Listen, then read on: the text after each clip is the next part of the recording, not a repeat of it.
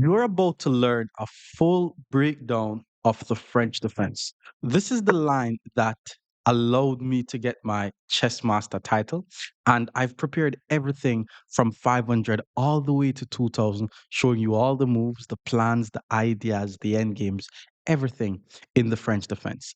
I want you to watch this full video and apply everything what I teach, and just watch how your ratings will skyrocket. Kicking things off in the 500 region, we're playing the French defense. The whole idea of the French defense is you give white control over the center by putting the pawn on e6, and then you play pawn to d5, trying to take back control over the center. Whenever you see your opponents take on d5 anytime, it's called the exchange version of the French, or the exchange variation, or the open French. It's usually the easiest one to play with the black pieces, but if you're playing with the black pieces and you're trying to win the game, then sometimes you're going to have to grind out the end game. Now, bishop to d3 was played, already a mistake. You don't want to be developing your bishop and blocking in the d2 pawn like this. With that being said, let's just continue with our development. We're also applying a lot of pressure to his e4 pawn. I'm thinking of moves like pawn c5 as well. He finally decided to take on e5, and I'm going to take with the pawn, so that way my bishops get very easy development. And from here, it's simple. It's bishop d6, castle the king, and we're going to be starting an attack on his king. And from my experience, when I play these types of position, especially because my opponent plays pawn h3, sometimes there's some sacrificial ideas on h3 that will make the game very easy to win. So let's see if that's going to happen. We have to develop our pieces though. So let's develop the bishop, let's castle the king, let's develop the knight and the other bishop, and then the attack will begin. So knight to f3 was played. Now I'll get my king out the center of the board. And I'm also assuming that he's also trying to get his king castled. And then from here, it's just development. Okay, he decided to play b3, which is another mistake. I mean, you don't want to not castle your king, especially when there's an open file on the board like this, because now I'm able to play the move rook to e8 check, and it's going to be very hard for him to get castled now, because now he has to block with one of his pieces, and then it's going to be pinned, and I'm going to be applying pressure to the pinned piece. So bishop e2, I'm thinking of d4, but then the knight takes on d4, so we don't necessarily gain much from that just yet. So let's continue with our development. The good thing is my bishop now gets this f5 square. Now he plays pawn to d4, and let's just continue with our development. Let's go knight c6. All four of my minor pieces are now developed. There's no ideas of bishop to b4, pinning this knight. There's knight b4 applying pressure to c2. There's queen d7 just connecting the rooks. Like, I think I'm doing fine here. Pawn to a3 was played to prevent a knight or a bishop from going to b4. So that's not a bad idea. I'm going to play pawn e6 to prevent his knight from going to b5 and attack my bishop. And then my next move is going to be queen to d7 to finally just connect my rooks. Especially when you see your opponent castle like this, you always want to play queen d7. A bishop pointing towards h2, and this is going to be thematic in this speed run going up to 2000, where if he's not careful, I'm going to sacrifice on h2, and it's going to be leading to some easy checkmates, some very attractive mates as well. Okay, now he plays knight g4. We have to be careful. His knight guards the h3 pawn, but the knight doesn't do anything on g4. So all I need to do is play the move pawn h6 first, just chase the knight back to f3, and then once I sacrifice the bishop on h3, I mean, I'm not even advising him to take that bishop, to be honest. Like, if he takes the bishop, he's just going to be walking into a checkmate. If he doesn't take the bishop, then I'm just going to be winning. So keep this attacking idea in mind. Being a French defense player, you're going to be winning a lot of games like this. So let's take on h3. And again, if you watch the full video, you're going to understand all the aspect of the French defense. So taking is bad, as we said, because once we take the bishop, the queen, the knight, there's just too many pieces in the attack. Okay, he did take. This is going to be a checkmate. Like, if this is not like a checkmate in like at least 4 to 5 moves, then you don't necessarily have to like the video. But if it is a checkmate in 4 to 5 moves, then you need to hit the like button. So let's start. Let's take on h3. That's one. There's going to be a checkmate in at least 4 to 5 moves. So it's going to be either 4 moves, 5 moves max. Well, He, the only piece that was guarding the mate, he decided to move it away. So that's just a checkmate. But more French defense against 600 rated players. Stick around. Our opponent is now 600, and he started off by playing pawn to b4. We're still going to be playing the French defense. And after knight f3, let's just play pawn to d5. A lot of players play e5. A lot of players take on d5. These are the two main moves that you're going to be seeing if you play the French defense. This player is deciding to play the two knights variation of the French defense. Whenever they do anything that does not involve taking this pawn or pushing the pawn, just play the move knight to f6 and apply more pressure to the pawn. Because as a French player, you want them to play e5 so that way you're able to pull the knight back to d7. He decided to take on d5 though, so let's just take back on d5, and from here we're going to be getting the easiest development. Queen to e2 check definitely does not do anything. In fact, he's just blocking out his own bishop, and he's also just helping me to develop my bishop. The best he could do here is actually to fianchetto his bishop, which is going to be wasting more time, and his king is not going to be the safest in the center of the board. So he plays pawn to d4, still not castling his king. Let's get our king out the center. Notice how my king is out the center and his king is still in the center. We know what's coming. The goal is to open the center. The center is already open. And I'm noticing that his queen and his king is on the same file. So a lot of stuff could happen here. Okay, he moves the queen out the way because he wants to finally develop his bishop and castle. But like how I want you guys to be looking on these types of position is, even though legally I think it's not easy to just keep his king in the center, you should try to look for as much attacking moves as you possibly can.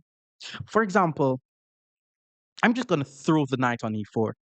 And notice how I'm covering the square only once and he's covering the square twice. But I'm willing to do this, and he's in fact already losing. Because now once I take, this is a fork.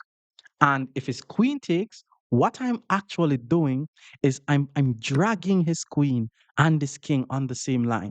And then now I'm going to play the silent, quiet rook to e8. Once I hit him with rook to e8, it's over. I'm actively threatening to win his queen. And if he tries to move his queen out the way, I still get discovered attacks on his king. Now he plays bishop to b5. I mean, it's a good try, but he's actually completely losing the queen. Now, what I'm about to do is called a discovered attack, where my rook is on the same line as the queen and the king. So all I need to do is move my bishop to b4 and say check. My bishop is the piece that is doing the attacking, and not my rook. He has to ensure that he responds to this check. And once he responds to the check, he's going to be losing an entire queen. So he blocks with the bishop. Let's just grab the queen. And just like that, I'm completely winning. Okay, he moves the king out the way. From here, the goal is to start trading as much pieces off the board. Let's get rid of the bishop. And the good thing is, taking with the knight would have been losing. So he decided to take with the king. I noticed that the knight is the main defender of this pawn. So I'm just going to develop my bishop, attacking the knight. And once I get rid of the knight, I will be able to take this pawn. Okay, he plays king to d3, guarding the pawn, but he's actually about to get checkmated. Again, I'm attacking twice. He's guarding twice. Once I play the move bishop takes f3, he's now only guarding once. Taking back the bishop is completely losing because queen takes pawn is just a checkmate. But more French defense against 700 players. Stick around. Our opponent is now 700. We're still playing the French defense. Knight f3, we're playing d5. A lot of person likes to take on d5. This is called the exchange variation of the French. Whenever they play e5, it's the advanced variation of the French. And you need to play pawn to c5 to protect the d4 square. Again, I like to say this a lot. You're not a French defense player if you do not know about this pawn to c5 move. Now, pawn to f6 is also a very nice way to do a pawn break in the French, but pawn to f6 you usually play afterwards. He develops his knight. I mean, immediately I could just play a move like d4 and attack his knight, but let's just focus on our development here. Let's develop the knight. Let's apply some pressure to his pawn on e5. And there's a lot of ways in which white players loses a pawn, and this is actually one of them. Here's what I want you guys to keep in mind. He just plays the move pawn to d4. There's a tactic to win a pawn. Hopefully you found it, but it's more like drawback principles. If he has two pieces guarding the pawn, I have two pieces attacking the pawn. If I take on d4, the only piece that is able to take back the pawn is this knight, but the knight is guarding this pawn. So if he takes on d4, I take on e5, and just like that, we won a pawn, what, 5 moves into the French? So he took with the knight. Let's take on e5 here. And you have to be a bit careful. There's bishop to f4, attack the knight, followed by knight b4, trying to fork. But there's nothing that white could do here to say he intentionally sacrificed the pawn. Queen to h5 was played. Do not be developing your queen this early. I mean, our opponent is on the 700, so we're going to be seeing moves like this. But my knight is under attack. I just need to not lose the knight. There are a lot of stuff that I could do here. I could just move my knight away, but my goal is to develop my pieces. And since my goal is to develop my pieces, I'm going to develop my bishop and guard my knight at the same time. His queen is also compromised. Like, his queen is not at a square where a queen should be. Bishop to b5 check was played. Let's just block the check with the bishop. And if he takes, we're just going to take with the queen. And then eventually, we're going to be able to develop our knight and attack his queen at the same time. Okay, bishop to g5, not a terrible move. He's basically saying, I'm not able to play f6 due to the pin. And if I play knight to f6 attacks the queen, he's just going to take. But it will also mean he's giving up his bishop for a knight. Now, I'm also thinking of queen b6 to attack this, but let's just develop. Like, the goal is to develop the pieces. If you want to give up your bishop for a knight, bro, just, it's up to you. I'm already ahead by a pawn, and my goal is to trade the pieces off the board anyways. So he took on d7. I mean, I'm not going to take with the king and just not being able to get castled. So let's just take with the knight. Very, very solid position. And he decided to castle his king. And he did not see. And again, it's the guy's only 700. Do not bully the guy. But the moment I pulled my knight back from e5, it was actually a discovered attack on his knight. And he just didn't see it. So he decided to castle his king. But that's just a free knight. And we're just already completely winning here. He decides to play rook to d1. He's attacking my queen. And here's what I'm seeing. I'm ahead by an entire 4 points. If you're ever ahead in material, just trade the pieces off the board. Don't try to be fancy. Don't try to be like, oh, I don't want to trade the queens because that's what I'm going to use to checkmate the guy. Nah, just trade the queens off the board. Queen to e5. I'm also targeting his h2 pawn. So I am expecting the trade. And then once I simply take back, it's impossible to lose this game. Like, knight to b5 was played. Do not be fancy. Bishops are better than knights, but who cares? I'm ahead by 4 points. Let him take. Also, we're in the end game. You don't necessarily need to worry about castling your king and getting your king to safety in the end game, which is why I played the move king to e7. And then he plays pawn to a4. Now I'm just going to get my major pieces, my rooks that are not doing anything. I'm going to swing them over onto the open file, attacking the unprotected pawn on c2 because we're in the end game, and in the end game, the goal is to attack pawns. Pawn c3 was played. Let's play pawn a6. Let's chase the knight out of our half of the board. He did not trade the knight. I mean, my intention was to trade. Now I'm going to play the move rook to c4, attacking the unprotected pawn again because we're in the end game and the goal is to attack pawns. He decides to play pawn to h3. Let's just take the free pawn. Didn't know why he didn't try to guard the pawn or at least move the pawn forward. Eventually, I'm going to get my a rook into the game. I'm thinking rook c8. It's the only file for my rook. He pulls the knight back, and again, do not think about it. You're ahead in material. Just trade the pieces off the board. We check the king. He takes. It doubles up his pawn. Let's get to our last piece in the game. And from here, we're ahead by 5 points. So I just want you guys to understand conversion at this point. Like, he's offering rook trades. Don't think about it. Trade the pieces off the board, and you will be able to get back the rook or get back a queen. So he took with the rook. Let's play pawn to e5. My whole idea is to create a pass pawn. This is called a candidate pawn, by the way. It's not necessarily a pass pawn, but there's no pawns in front of it. So once we play d4, we basically turn it into a pass pawn. And we know that pass pawns must be pushed. So I'm going to be rolling this pawn up the board. So he plays rook to d1. Let's simply guard the pawn. Eventually, I'm going to get my rook behind the pawn because rooks belong behind the pawn.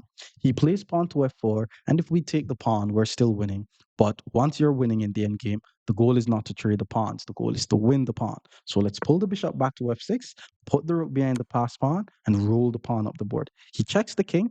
Don't pull the king back. Move the king towards the center because you're in the end game.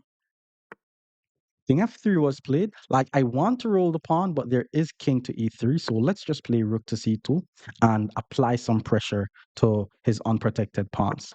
He moves the pawn. Let's get the king in the game. No need to rush the end game. The goal is to push the pawn, but I want to ensure that my king is there to protect my pawn. Rook to d1 was played. Okay, I want to push the pawn, but if I push the pawn, the rook will take. So let's continue to improve the king. And on the next move, I'll simply roll my pawn up the board. I want you guys to notice how I'm not in any rush to win the end game. My goal is to push the pawn. And if there's anything that he's able to do to prevent me from pushing the pawn, I try to solve that problem. Then I roll the pawn. He moves the rook. Now we roll the pass pawn. Okay, now he's trying to give some checks around here. If I push, he's able to move his king to e2. I notice that my rook is attacking f2, so let's play bishop to d4, applying more pressure to f2. Now, if he checks, I'm just going to move the king. I mean, if he wants to trade and lose the game, that's up to him. He's attacking my pawn. Again, before I push, let's take on f2 so that way it pushes away his king. And once the king moves, I push, and there's nothing he could do to prevent me from queening here. So once I queen, I'm just going to checkmate his king. For example, once he takes, I queen the pawn. The king has to go somewhere around here. He decides to go there. So I'm assuming the checkmate is going to be simpler. I'm going to start by playing rook to b2. Hopefully, I did not miss any checkmate, but I'm basically just trying to cut off his king on the h rank. And then once I cut off his king, bishop f6 is going to be checkmate. He checks the king. Let's just move. Bishop f6 will still be a checkmate. He took on f7, preventing the mate, but that's also checkmate.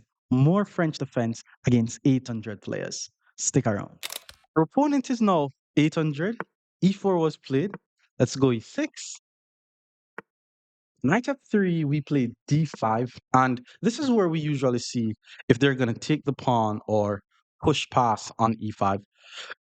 It's usually a more enjoyable game if they push past. This is called the two knights defense.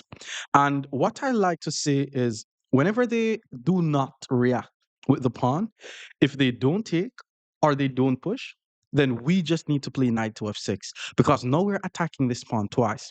And we're basically inviting them to push. He decided to play d4, did not count because I just have two pieces attacking this pawn. He only has his knight guarding the pawn. So let's just take the free pawn here. And then once his knight takes, my pawn takes. I'm also attacking his knight on f3. So, I mean, four moves in the French and we're already winning. Bishop to d3 was played. That's a fair move. Now there are two pieces attacking my knight. But instead of pulling back the knight, let me just develop my bishop to b4, pinning his knight on b4. So now I have two pieces attacking his knight. It would be okay if he had taken my knight, but because he plays bishop to d2, breaking the pin, now I'm going to use my knight to not necessarily take his knight because the pawn is just going to take and attack my bishop. I'm going to take on d2. And we already know why I took on d2. I like my bishops. And he decided to take with his knight. Before we start doing anything fancy, let's get the king out the center of the board. And now we're basically going to be trying to develop our queenside pieces.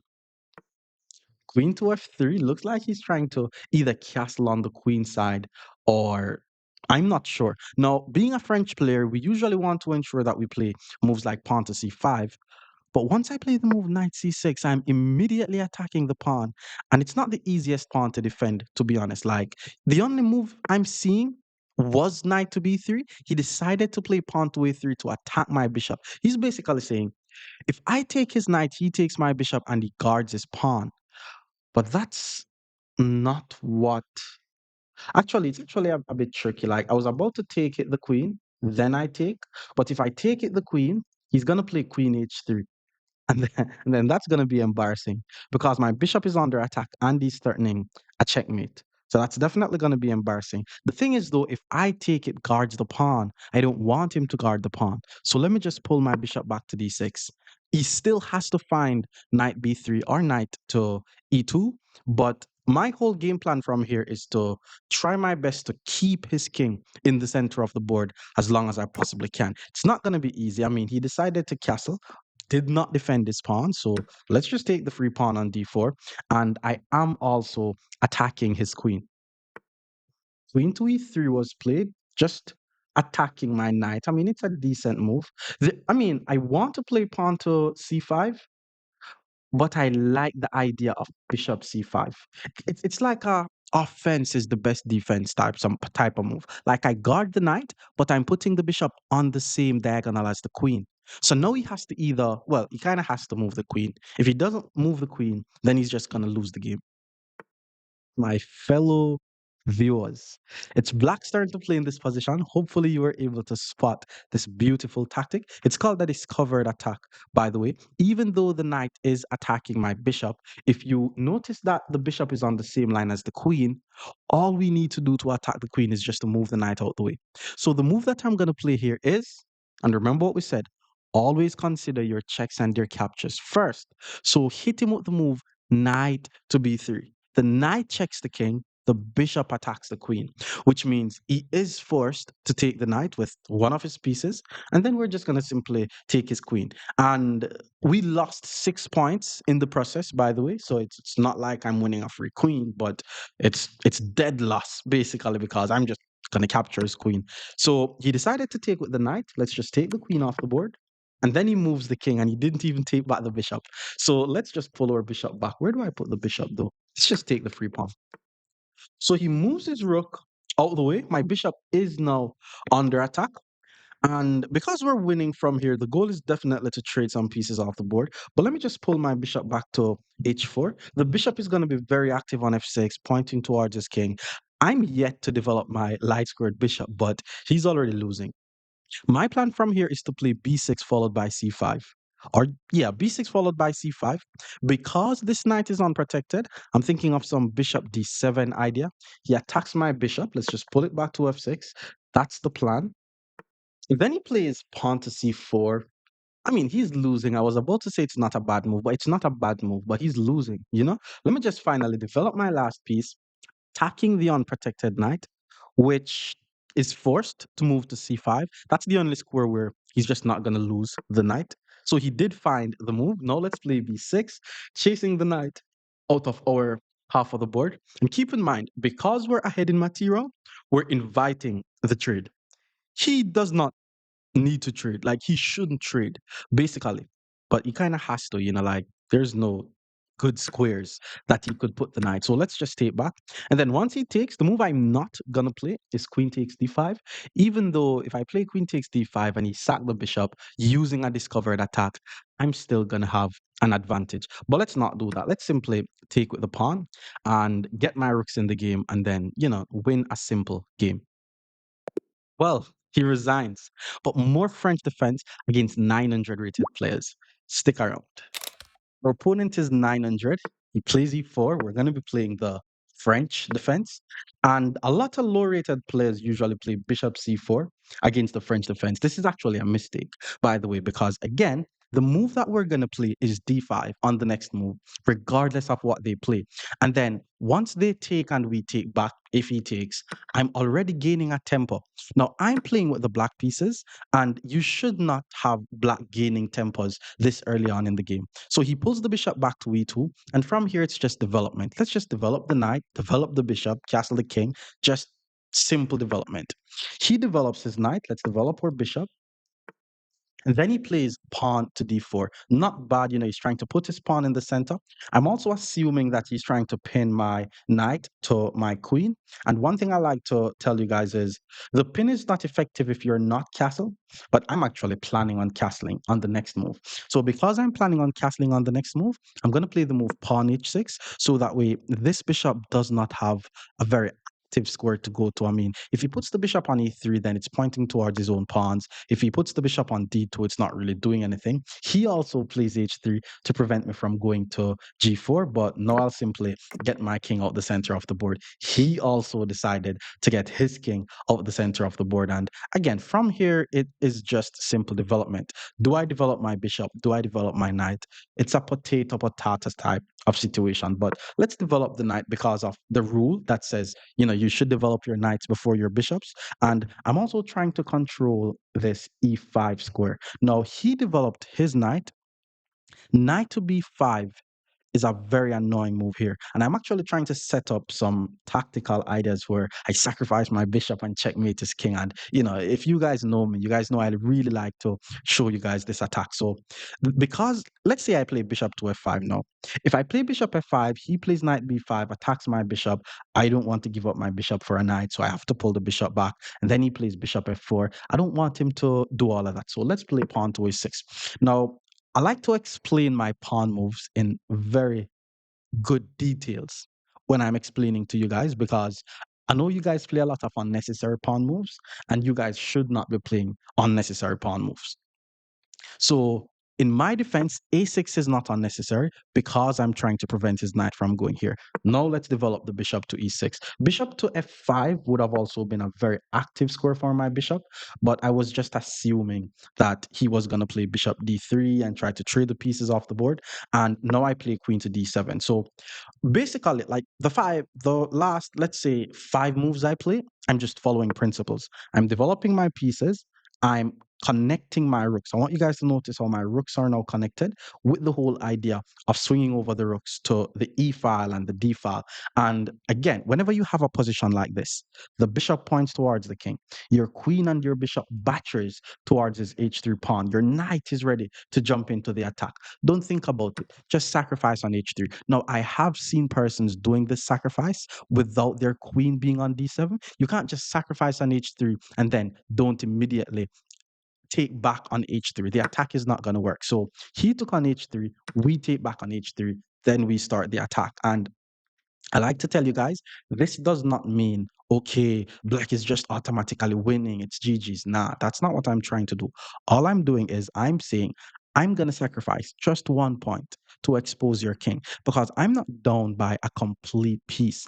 I'm only down by 1 point. I got 2 pawns for sacrificing that bishop. Usually, the best way for white to defend these types of position is to pull the bishop back to f1 and then try to put the bishop on g2 to just add more defense to the king. He decided to play bishop to d3, which didn't really do much. So we're just going to just swing more pieces in the attack. Now, if you have a queen, a knight, and a bishop in the attack, then your attack is definitely going to work, especially if the opponent allows me to swing like one of my rooks over to do some rook lift type business. Okay, so he pulled his knight back to d2, and what you guys want? Well, he basically resigned. The h2 square. He basically resigned because the knight was no longer guarding h2 and bishop h2, queen h2. All of these would have led to a checkmate. But more French defense against 1,000 players. Stick around. Opponent is now 1,000. e4 was played. Let's play the French defense. D4, we play D5, and we're seeing the advanced variation of the French defense. At the low ELA level, the advanced variation of the French defense should be the favorite line for us to face. He plays pawn c3. Notice he has this pawn chain happening, but let's just play knight c6. And the whole idea in the advanced variation of the French is to target this pawn on d4. So after knight f3 attacks the pawn, we play queen b6, applying more pressure to the pawn. And I want you guys to notice even though we're playing with the black pieces, we're the one who is playing the attacking moves, and white is the one who has to be playing the defensive moves. Now the opponent plays knight a3, which is putting the knight on the edge of the board. And if I'm not wrong, there's a little tactic that black already has here. because of this knight on the edge of the board. But let's look on it. If I take on d4, he takes on d4. What happens if I check on b4? The bishop blocks. And then once the bishop blocks and I take this knight, the queen no longer guards d4. So once he takes back and I take on d4, I'm just ahead by a pawn. But there's something that I don't like about this. Like after knight takes, queen takes, there is bishop to b5 check. And if I block with the bishop, then I won't be able to castle my king. So with that being said, I don't think I'm going to be going for that idea just yet. But my plan is to apply as much pressure to this d4 pawn. So I'm going to start by playing the move bishop to d7. Now I'm threatening the whole idea that I just spoke about because there is no bishop to b5 check. This is also one use of the light squared bishop in the French, but because he pulls his knight back to c2, I'm now not winning a pawn anymore because he has enough pieces guarding the d4 square. But as we said, the plan is to target the pawn on d4. We're still going to be targeting the pawn on d4. I'm going to start by taking on d4, so that way, once he takes with the pawn, we could say he has a weak backward pawn on d4. It's very important that you guys know exactly how to develop your kingside pieces. For example, this knight usually goes to f5. So let's play knight e7. And I'm going to play knight f5 on the next move, targeting the d4 pawn. And then I'm just going to play bishop to e7 and castle. And this rook on a8 usually goes to c8, controlling the open c file. Bishop to d3 was played. I guess he's trying to capture my knight if it goes to f5, but I would actually like for him to capture the knight because it's also important that you guys know how to play when someone takes the knight on f5, because it seems as if we have doubled pawns and our d pawn is isolated, but Black could actually start a king side attack. Usually the bishop goes to e6, so that way there's no e6 and we guard the d pawn. But I'm not in any rush to play bishop to e6 because the d pawn is not under any attack right now. So let's play the move bishop to e7 first. And as I've been saying, our king is also safe in the center of the board. Like if you're a French defense player, anytime the position gets close, like the advanced variation of the French, or once there's like a pawn cluster in the center, your king is actually safe in the center because remember the whole idea. Once what you need to do is you need to understand the principle. And the principle says if the opponent's king is in the center, you need to open the center. But in the French defense, if the center is closed and there's no possibility of opening the center, then your king will be safe in the center. Now that he plays knight e3, that's when we play bishop to e6, just ensuring that you do not lose this pawn. You have to be careful. We're not trying to lose our d5 pawn. He could try queen to b3, but queen to b3, he could be the one losing a pawn because the queen no longer guards the d4 pawn, and I already have two pieces on the pawn. The whole idea, by the way, to start the attack on the opponent is to play moves like g5 and then f4, so that way our bishop could be activated and then there's just a pawn storm coming on the opponent's king. Okay, he did play the move queen to b3. Now let's calculate. Let's say I take on d4. He takes the queen. I take the knight first with check. If I take on d4, his knight takes on d4, then my queen takes on d4. He is able to take on b7, and I will not be able to castle because my bishop is going to be hanging. So I actually don't think he's losing a pawn. But because I want to attack him on the king side, I'm not going to be trading the queen off the board. So let's just pull the queen back. I'm trying to play g5 followed by g4, chasing this knight away, trying to win this pawn and so on. You know, I actually forgot to mention to you guys that he is not able to take on d5 because he's actually just pinning his own knight. But yeah, he's actually not able to take on d5. He is pinning his own knight. Now it looks as if he's winning material and everything, but I really just need to move my queen and apply more pressure to his pin knight. So the first thing that came to me was queen d8, but then I leave b7 unprotected, still win the d5 knight. But what if I just play queen to d7 in this position? The queen is not able to take on b7. Yes, he could move his knight away and check my king, but he doesn't really take anything. So I'm still going to just take the knight. Wait, let's think about it though. Queen to d7, he moves the knight. I take, he pushes, trying to fork. I hit the queen. He checks, I block, and then I'm fine. So let's just play queen to d7, and we're just winning material here. The best bet for him, though, is to try to like sacrifice the knight with a check and then try to fork it back. But my friend Daniel from Italy decided to give us his queen. So I don't know, man. I don't know. That was just a free queen. Well, I'm not gonna say it's a free queen because I'm definitely gonna lose a few points, but that's just a queen, bro. Well, my opponent resigns. But more French defense against 1100 players. Stick around. Our opponent is now 1100, playing e4. This is the French defense. D5 will be the next move.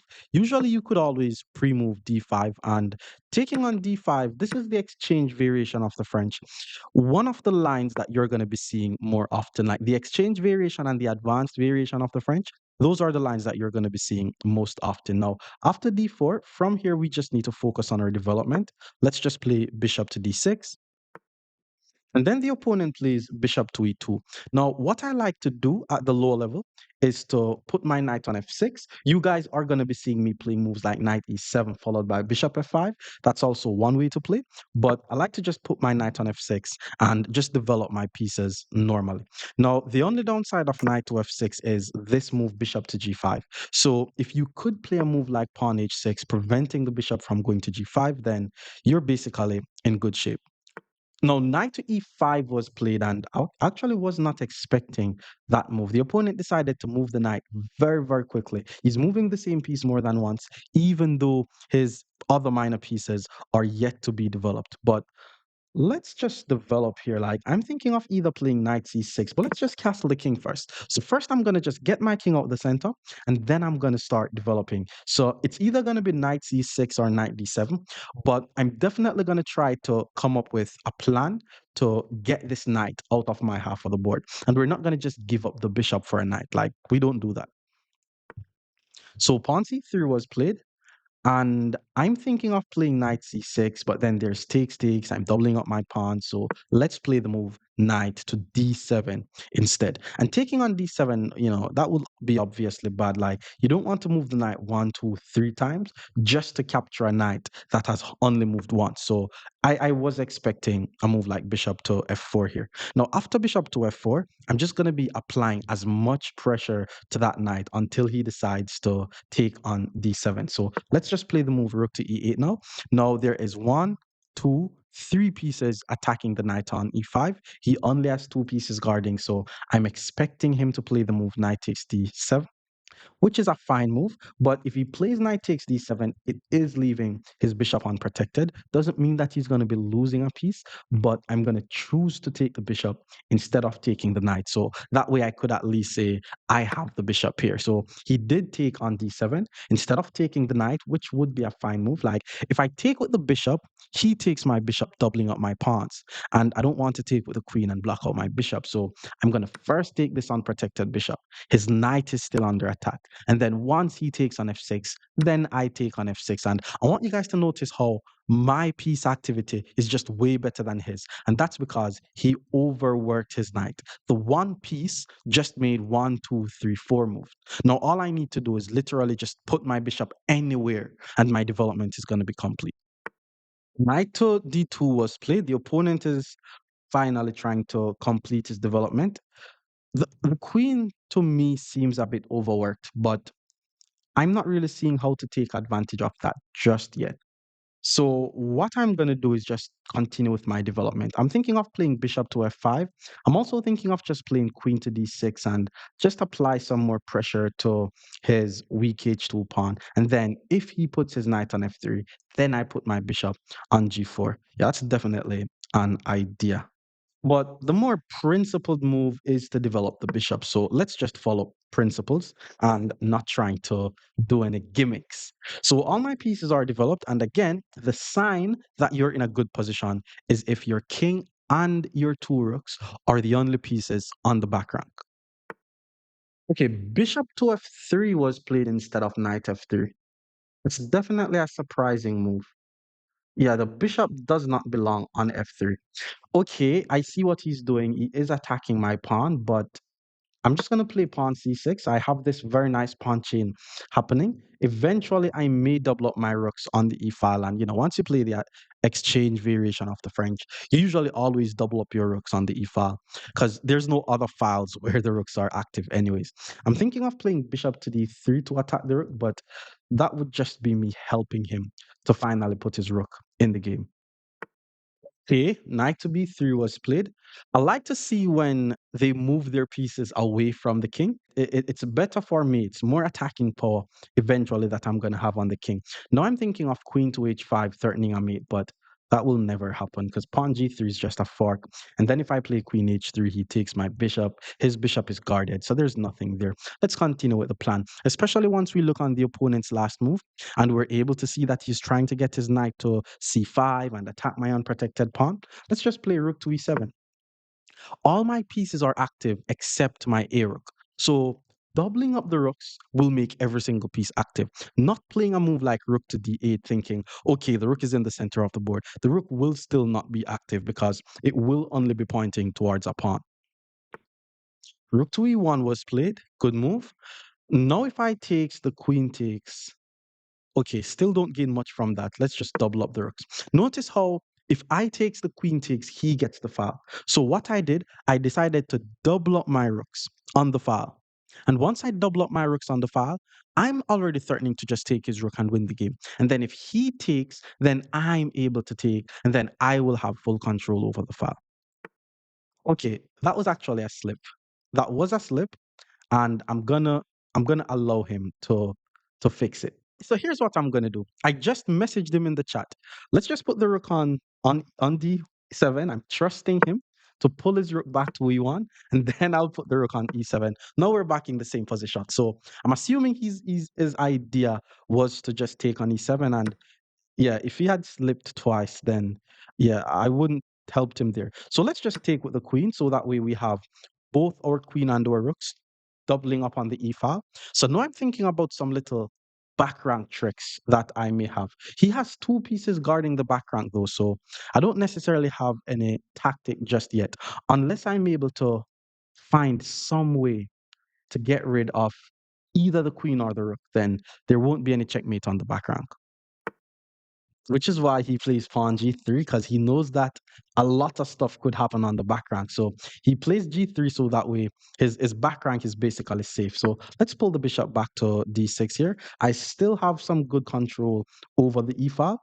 And I'm assuming he's going to pull his bishop back to g2, just to ensure that his king stays safe. Like I'm planning on playing moves like bishop h3 so that way his king is still not able to get access to the g2 square.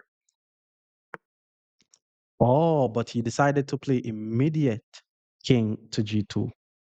Now, because he plays immediate king to g2, I'm going to play queen to e6, threatening to play bishop to h3, which will still force his king to go back to g1.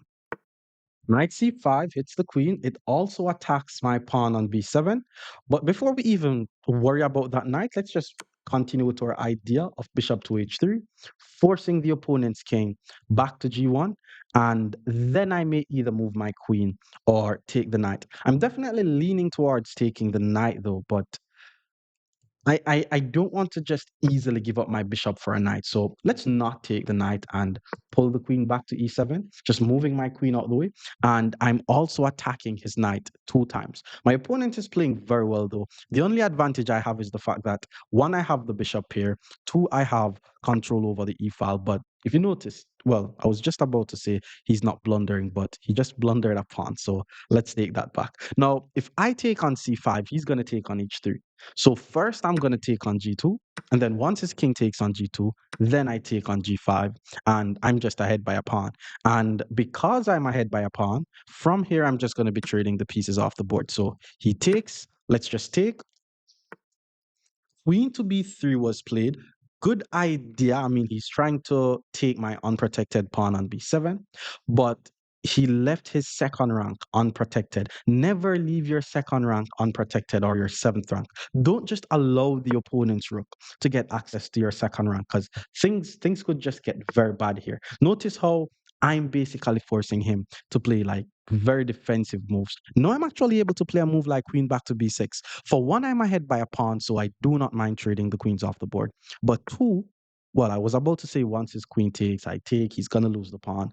But he chooses to lose the pawn on b2 anyways, and I get to keep the queens on the board. So that way I'm ahead by two pawns. His rook on f1 is just paralyzed forever. It has to stay on f1 guarding the f2 pawn, and then now I'm simply threatening to take a third pawn.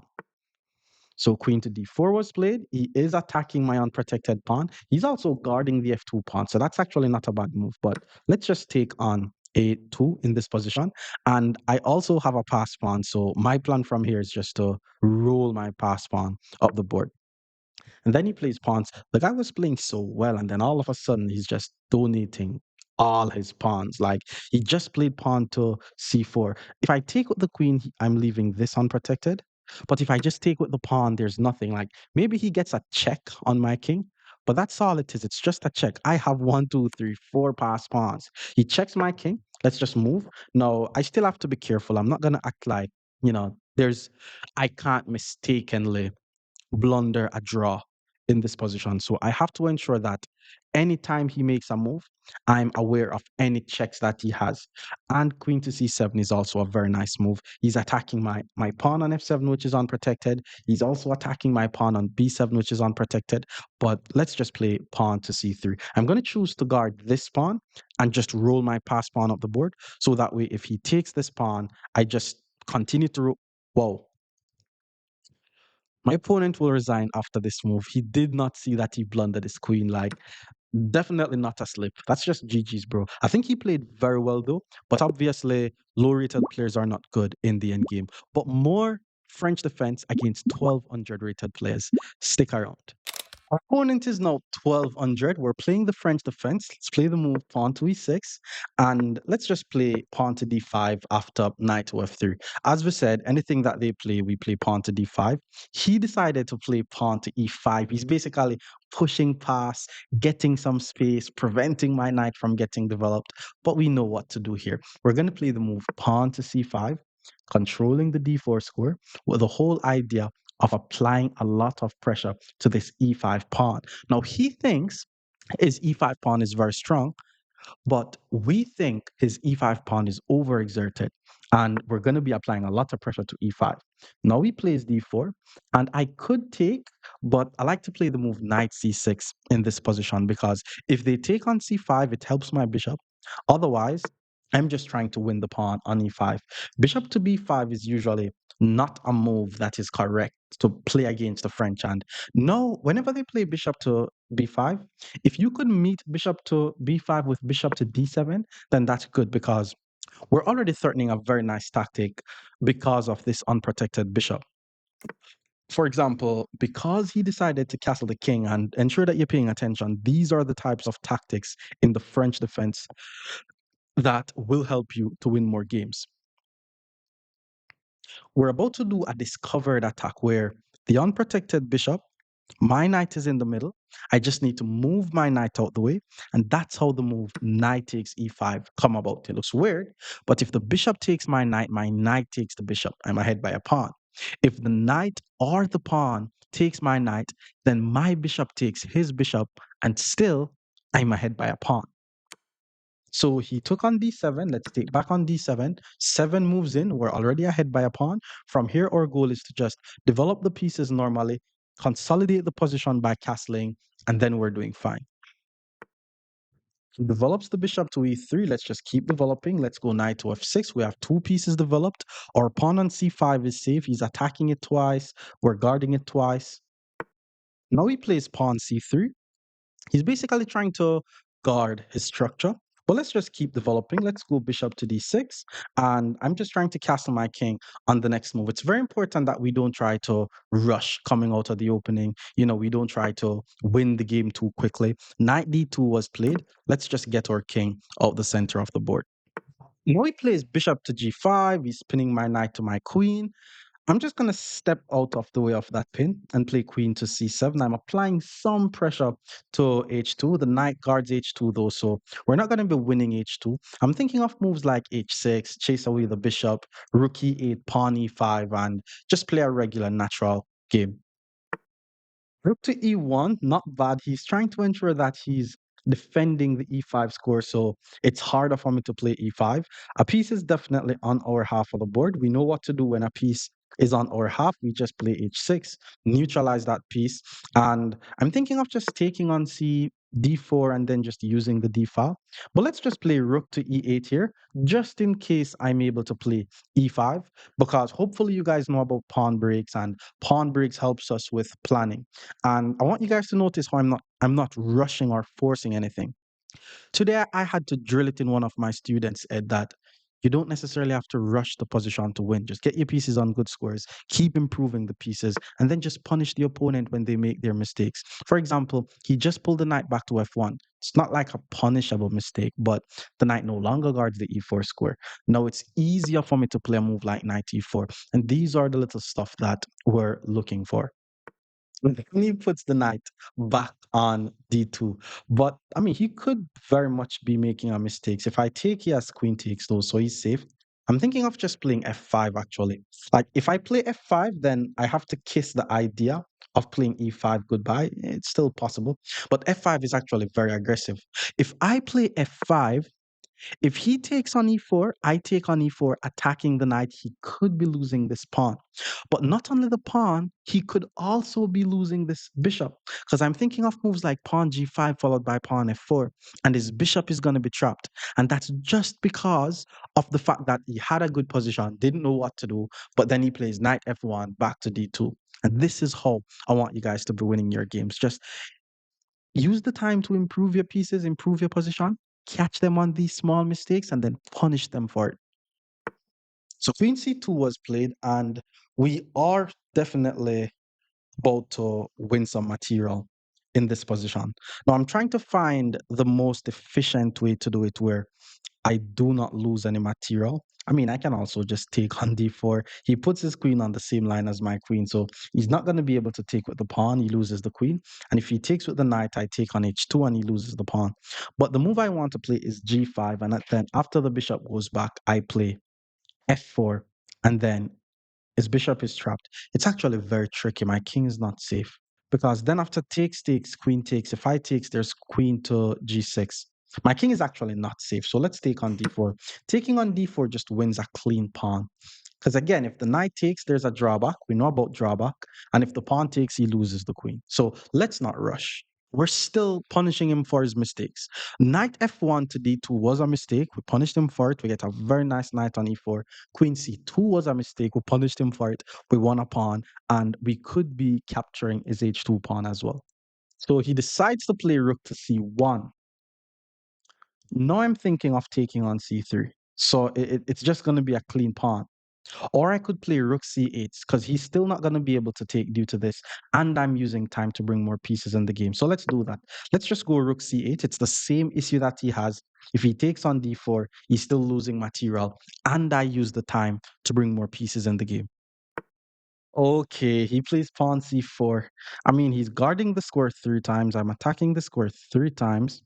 If I takes knight takes, not necessarily winning any material, but can I play g5 now and trap his bishop? G5, bishop back, f5, takes, queen takes. I mean, the bishop is trapped at that point, but there's queen g6 that I'm worried about. And I just don't want to take any risk. There is takes, knight takes, pawn, b5 hit the knight. And if he takes, I take. But then my rooks are going to be under attack. Okay, one more idea. Okay, I think I'm able to take on d2 if my tactics is working. Because again, this knight on f3 is overworked. It's guarding h2 and the knight. So if I take his knight, he takes with the knight, I win a pawn. If he decides to take with the queen, however, bishop to f4 is a skewer. And once he moves the queen, I take the rook and I win the game. Yeah, let's go with that idea. Let's hit him with knight takes d2. And just to ensure that I'm stressing this in you guys' head, to find the best move, to find tactics, ensure that you consider your checks and your captures first. Ensure that you're looking for moves that you can play on the opponent's half of the board. So queen takes was played, hit him with bishop to f5. Maybe now would have been a good time to play g5, but he could have also sacrificed. After queen takes, I'll just take the rook and enjoy my exchange. So he took with the queen. Let's just take the rook. He took back with the rook. We have 3 attackers. He has 2 defenders. So taking on c4 is also a free pawn. We're just ahead by 4 points of material, by the way. This is definitely just GG's. Bishop back to g3. Was expecting that move. I just need to move my queen somewhere safe and not lose this knight. So let's play the move queen c6, keeping the knight guarded. If knight e5, I just take. I mean, I want to trade pieces off the board anyways. Pawn b5, rook d8. Those are my ideas. He also only has a minute on the clock. Pawn b3, also a move I was expecting. He's applying pressure to my pinned pawn, but he's actually turning my pawn into a pass pawn. So I'm going to play the move pawn c3. Now I have a pass pawn, and my plan is to push this pawn up the board. Knight to e5. My queen is under attack. My knight is under attack. I am forced to trade on e5. If he takes with the bishop, he is attacking g2 twice. He's also attacking c3 three times. So I need to be very careful here. But offense is the best defense. This rook is not doing anything. Let's just play rook to d8, attack the queen, force the queen to move. He took a free pawn on a7, but pawn c2 is now just GG's. It's very important that you guys know how to queen pass pawn. For example, he plays h3. I'm able to play the move rook to d1, which checks the king. If he does not take the rook, I take a free rook. I'm still gonna queen. He took the rook, I take back the rook, and now I have two queens on the board. He's forced to move the king. And once I play queen to d5, I have a two queen battery, which is threatening checkmate on g2. My opponent resigns, but more French defense against 1,300 players. Stick around. Our opponent is now 1,300. E4 was played. Let's hit him with the French defense. Now, after d4, we immediately play d5. This is the advanced variation of the French, our favorite line to play against. Now we play pawn c5, and our whole idea from here is to start attacking their center, knowing that d4 is their weakest pawn. Now, after pawn c3, we play the move knight c6, keeping the pressure on the d4 pawn. Knight f3 was played. Now we play queen to b6. This is all stuff that we already know. The whole idea is to target the d4 pawn. So all the moves that puts pressure on d4, we're going to be playing. And bishop to e3, this is like some elementary stuff. I mean, it's the drawback principle, but this is like one of the main ways how persons blunder against the French. Like we target the d4 pawn, they use the bishop to protect the d4 pawn, and then we simply take the free pawn on b2 because the bishop no longer guards the pawn. He decided to play the move knight to d2, and then the knight is no longer guarding the c3 pawn. So now we take the pawn on c3, and just like that, we are already ahead by not one, but two pawns at move 7, playing the French defense. Now, rook c1 was played. That's a nice move. Let's just move the queen out of the way and target this unprotected pawn. But my main idea is not necessarily to immediately take the pawn. I mean, we have to ensure that we try to get our king out the center of the board. And then one more thing I want to talk to you guys about with the French defense. If someone gives you a free pawn in the French, take the free pawn. No need to worry about, oh, am I just pawn grabbing? Is my king too weak in the center of the board? No, because for one, his king is in the center of the board, but the center is just so solid. It's almost impossible for white to do a pawn break. Now I just want to finish my development. The idea is to get my knight to the f5 square to attack the bishop, but I'm not going to play knight h6, even though that's a very thematic move. I'm actually going to play the move knight e7. So that way I could choose whether I want to play knight f5 to hit the bishop or knight g6 to apply more pressure to this pawn. Why did he play rook c2? Okay, he's trying to guard the pawn. Again, I had no intentions of taking this pawn. That would be me just being too greedy. Now, the question is, do I go knight g6 to apply more pressure to this pawn? Or do I go knight f5 with the idea of eliminating the bishop so that way I'm able to take the pawn? If I go knight f5, there is queen e2, which is not good for him, but he does not lose the pawn. If I play knight g6, there is also bishop b5. So let's just play knight f5. At least if he plays queen e2, I could say he's blocking out his bishop. I'm not going to be winning the pawn, but for one, I could just take the bishop and like give him the ugliest double pawns, which is like an obvious advantage. But I could also just develop my bishop, get my king out the center of the board, seeing that his king is going to be stuck in the center for longer. Okay, he moves the bishop to g5. He doesn't want to lose the bishop. But the thing is, though, his bishop no longer guards this pawn. So now I'm able to develop my bishop and take the pawn. And my queen guards the pawn. He's on the guard attacking it once. My next move is to castle. There is the bishop on my half of the board, but pawn to h6 is coming to just chase away that bishop, and I will be chilling. So knight b3, now he has two pieces attacking my bishop. Instead of just pulling the bishop back, I'm going to move the bishop forward, and I'm going to say check. He's now forced to block the check with something, and then my king is going to be out the center. And with his king still in the center of the board, I will be looking. Okay, he blocks with the knight, but that's bad, bro, because the knight no longer guards the e5 pawn. Like I was thinking to just castle, but that's a pawn. The best he could do is check, but I'm just going to block the check. There's nothing there. Let's grab the pawn. Now we're ahead by 3 pawns. Okay, he gave the check. That's the move I was expecting. Let's just block the check with the bishop. That's fine. And if he takes, my knight takes. And then after he castle, I'll castle land. I will still be ahead by 3 pawns. So he castled the king. I'll also castle my king. And I guess he's able to play rook to c7, putting his rook on my 7th rank and attacking my knight and my pawn. But from there, I am going to definitely not lose my knight. I'm going to move my knight away.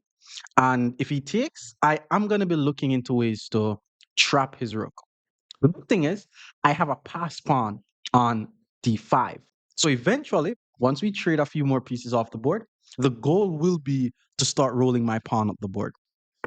So he did find rook c7, not a bad move, not a bad move. Okay, now I'll play knight e5, centralizing the knight. The knight is an unprotected piece though, so whenever you're going to play a move and the piece is unprotected, it's very important that you stay aware of what you're doing. Now, once the rook takes, initially what I was looking on is to play queen a6, but there is a drawback and I will be leaving my bishop unprotected. So I'm thinking of pulling the bishop back, then play queen a6. That could very well trap his queen. So let's go. Let's try this. Let's pull the bishop back. The rook can't go here, here, or here. Queen a6 is threatening to trap the rook. There's a lot of stuff that he could do, though, to just not lose the rook. I mean, bishop f4 should be one of them. Well, let's see. It's a very tricky position. Let's see how he gets out of this. I have to admit, he has an active rook. Both of my rooks are just pointing towards my own pawn. So let's see. I mean, his rook on f1 is also not doing anything. So rook to e1, definitely a move. That was not the move that I said would have prevented his rook from being trapped. Now that the rook is unprotected, if I play the move queen to a6, attack the unprotected rook, can't go here, here, or here. It can't take here, can't go here, or here, or here. There's no way to protect the rook. The rook is just trapped. He decided to play knight a5, trying to guard the rook, but the knight is unprotected. So let's just grab the knight. Now we're ahead by 5 points. There are still two unprotected pieces on my half of the board. We're definitely looking to neutralize those pieces. I mean, I am thinking of knight d3 hits the rook. There's pawn h6, which attacks the bishop. He decided to pull the rook back to h2. And let's just play the move pawn to h6, hit the bishop. Remember, we do not allow pieces on our half of the board. Bishop to f4 would be a nice try, but that walks right into, oh my, I just missed a fork. What am I doing? Okay, bishop to f4 was played. Knight to d3 is a fork. It's not cool if you missed it on the first move. The good thing is, if he decides to take on d6, I'm not necessarily in a rush to take one of his rooks because they're already forked. So I'm just gonna take back. Okay, he took on d6. I could take the rook though, because taking the rook attack his queen, and once he moves the queen, I takes, he takes, and I'm ahead by an entire rook. So let's actually go for that idea. He moves the queen. Oh, I'm stupid. The plan was to take the rook first, and I didn't even do it. But now let's take the rook. And then once the queen takes, oh, knight c4. This is such a good move. Knight c4 is actually a fork. It forks the queen and the knight with the knight because the knight is not able to take because that's just checkmate. But more French defense against 1400 players. Stick around. Opponent is now 1400. E4 was played. Let's go with the French defense. Before we play d5, always play d5 on the second move. Knight c3. Now, this is the classical variation of the French defense. There's a lot of different ways in which you guys could approach this. You could play the winnow variation of the French. You could also play just knight f6. This is the one that they call the classical. So let's just go knight f6. I'm going to be teaching you guys the classical variation of the French defense. And maybe if I play someone higher rated, then I'll play the winnow variation. So e5 was played. Let's pull the knight back to d7. And we're always going to be keeping this pawn to c5 move in mind because, again, you're not a French player if you don't play c5. The purpose of c5 is just to break down their structure. So what you do in the French is you start by giving white control over the center, and then for the remainder of the game, you're just trying to take away the center from white. Knight to f3 was played. Now we play pawn to c5. And already we're targeting the center. He basically needs to have a pawn on c3. Without the pawn on c3, the position is a bit hard for him to play.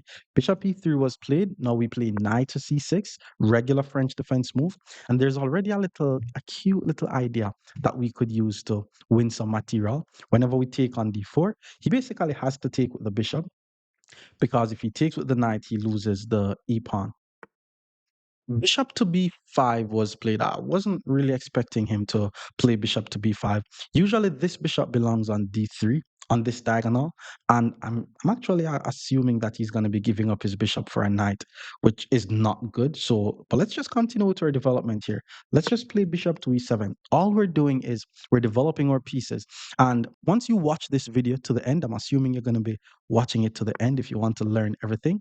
It's very important that you guys watch exactly all the things that I do with this light squared bishop because I don't want you to be a French player not knowing how to use your light squared bishop.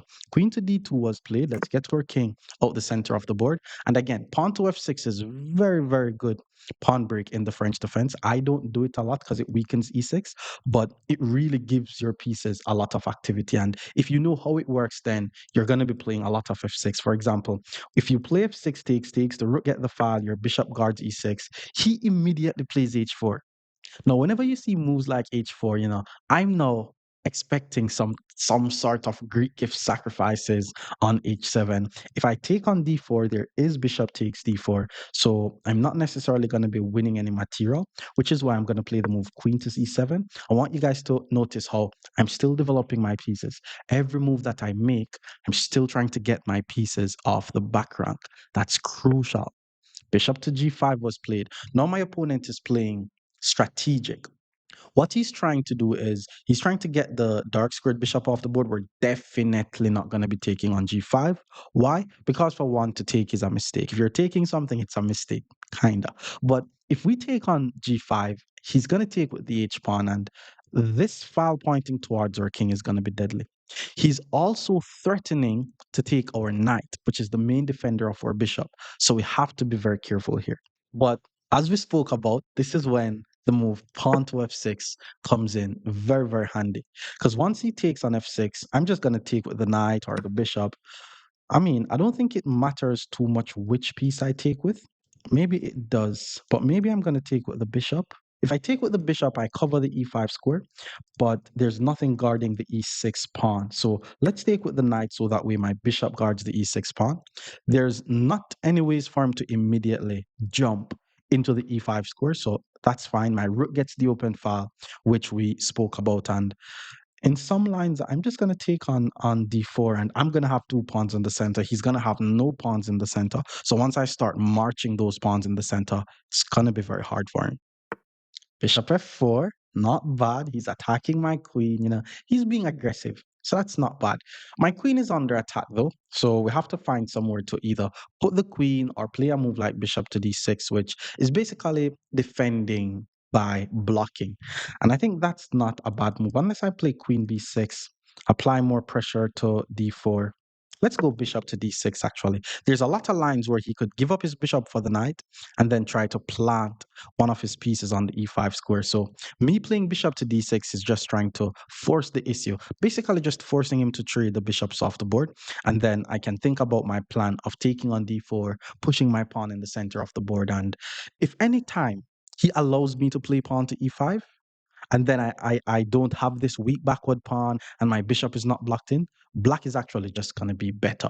So for now, I could say I successfully managed to equalize the position. But if I play e5, I'm just better. So he did take, let's take back on d6. And then he took on c6. So that's a very nice idea from the opponent. As we spoke about, he's trying to eliminate the main defender of the e5 square. So once I take, he lodge his knight on the e5 square. So it's a very nice positional move by him, but my job will still be the same. I'm gonna still try to chase his knight out of the e5 square. And I'm already seeing exactly how I'm gonna be doing that. Okay. He decided to take on c5 first. I was actually planning on taking on d4 and then playing c5. But because he took on c5 first, let's just take back. We still have two pawns in the center of the board. And he surprisingly castled his king. I really wasn't expecting him to castle his king. And I have to say that that's not necessarily a good move. Because the thing is, I can actually start an attack on his king now. And it could be a checkmating attack. For example, knight to g4. And I'm not playing hope chess by any means here. Like, this e5 square is very important. If I allow his knight to lodge on my e5 square, things may go bad for me. So my plan from here is to prevent him from going to e5. I may play e5, e4 in the future, but I'm actually going to pull my queen back to d6 first, especially if he plays rook to e1. So that way I threaten some checkmating ideas on h2. Okay, but then he decided to play queen to g5, which is a very nice move. That's a very nice move because he's immediately attacking my knight. And my plan was to play pawn to e5, but then the knight covers the e5 square. But can I play d4 then, which hits the knight and the pawn? And if he takes the knight, I take the queen, but then he takes the queen, and then I take his knight. His knight is under attack. I don't really see what I get from that. Or I could still play e5, even though he's covering the e5 square twice, seeing that I have a lot of pressure on his f2 pawn. So if the knight takes on e5, I have three pieces attacking f2. He's only going to have two pieces guarding f2. So that's going to be a nice move. So there's something that I learned from Sam Shankland, very strong grandmaster. And he basically said, if you're trying to do something and the opponent prevent you from doing it, always ask yourself what happens if you do it anyways. And that's basically what I did to find e5. So now I'm just targeting f2 three times. He's guarding it twice. I'm thinking about how I'm going to be taking on f2. There's rook takes. If rook takes, queen takes, check. There's king to h1. Not necessarily seeing exactly what I get from that. So I'm just going to be taking with the knight here. So let's just take with the knight. And once I take with the knight, I'm also not allowing any back rank tricks. And he should also be forced to move his king out the way. Because if he doesn't move his king out the way, then I'm going to have some nice discovered attacks. And then I'm thinking of rook f5 in the future. As I said before, this is officially a kingside attack on my opponent. Okay, so he moves his king to h2. Definitely the move that I was expecting. Now my knight is a bit more safe. My rooks are not connected though, so definitely has to deal with that. There's a little tactic though. There's a little tactic that I could try. And I think I'm seeing it working. And it's a very nice tactic. Very nice tactic here. So first of all, it starts with pawn to d4. Pawn to d4 is a crazy strong move.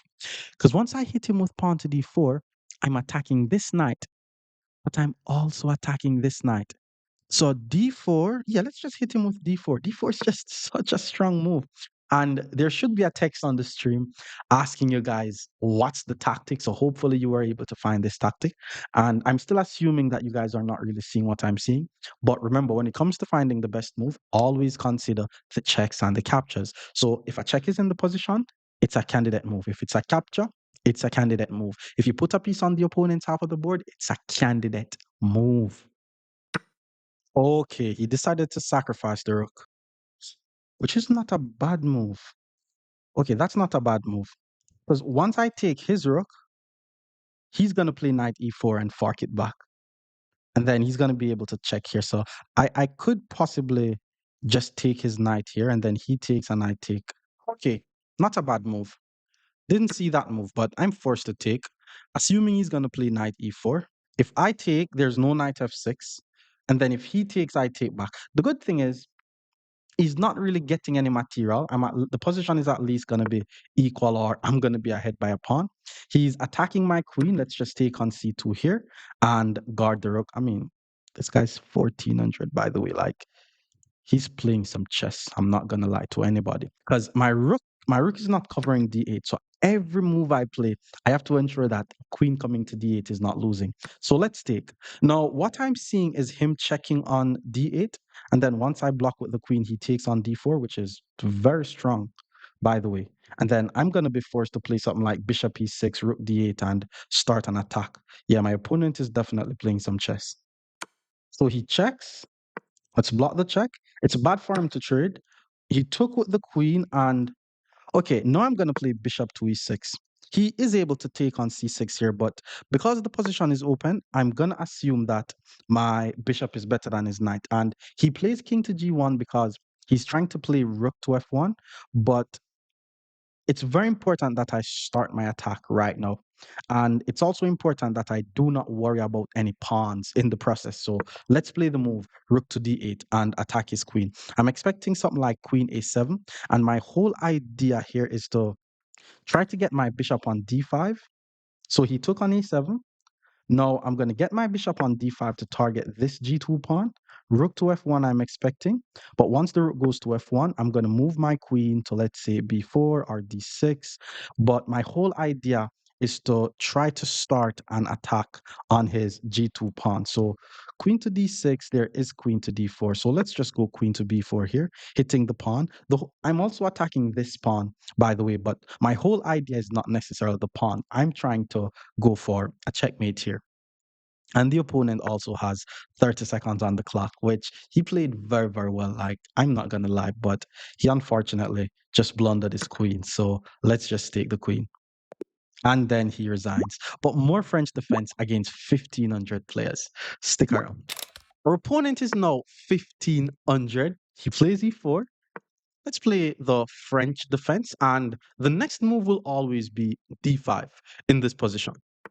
So d4, we play d5, and this is called the advanced variation of the French defense. This should be your favorite line to play against if you're a French player, because now you're able to play pawn to c5, and you're immediately targeting their center. And my opponent plays knight c3, which could definitely pass for a mistake, because for one, we could take on d4 and then once the queen takes knight c6 tempo the queen, but I like to start by playing the move knight c6, just immediately targeting the d4 pawn, and then after they play knight to f3, that's when we take on d4, because no, once the knight takes on d4, the pawn on e5 is now hanging because the knight on f3 was guarding e5. Now we take on e5 and we're already just ahead by a pawn.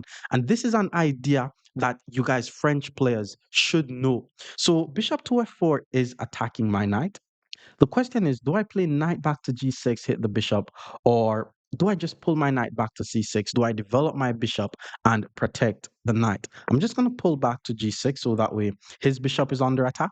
And then once the bishop goes back, we have to ensure that we're on the lookout for a knight going to b5, so that way, he's probably trying to fork on c7. With that being said, I'm just going to develop my bishop to d6.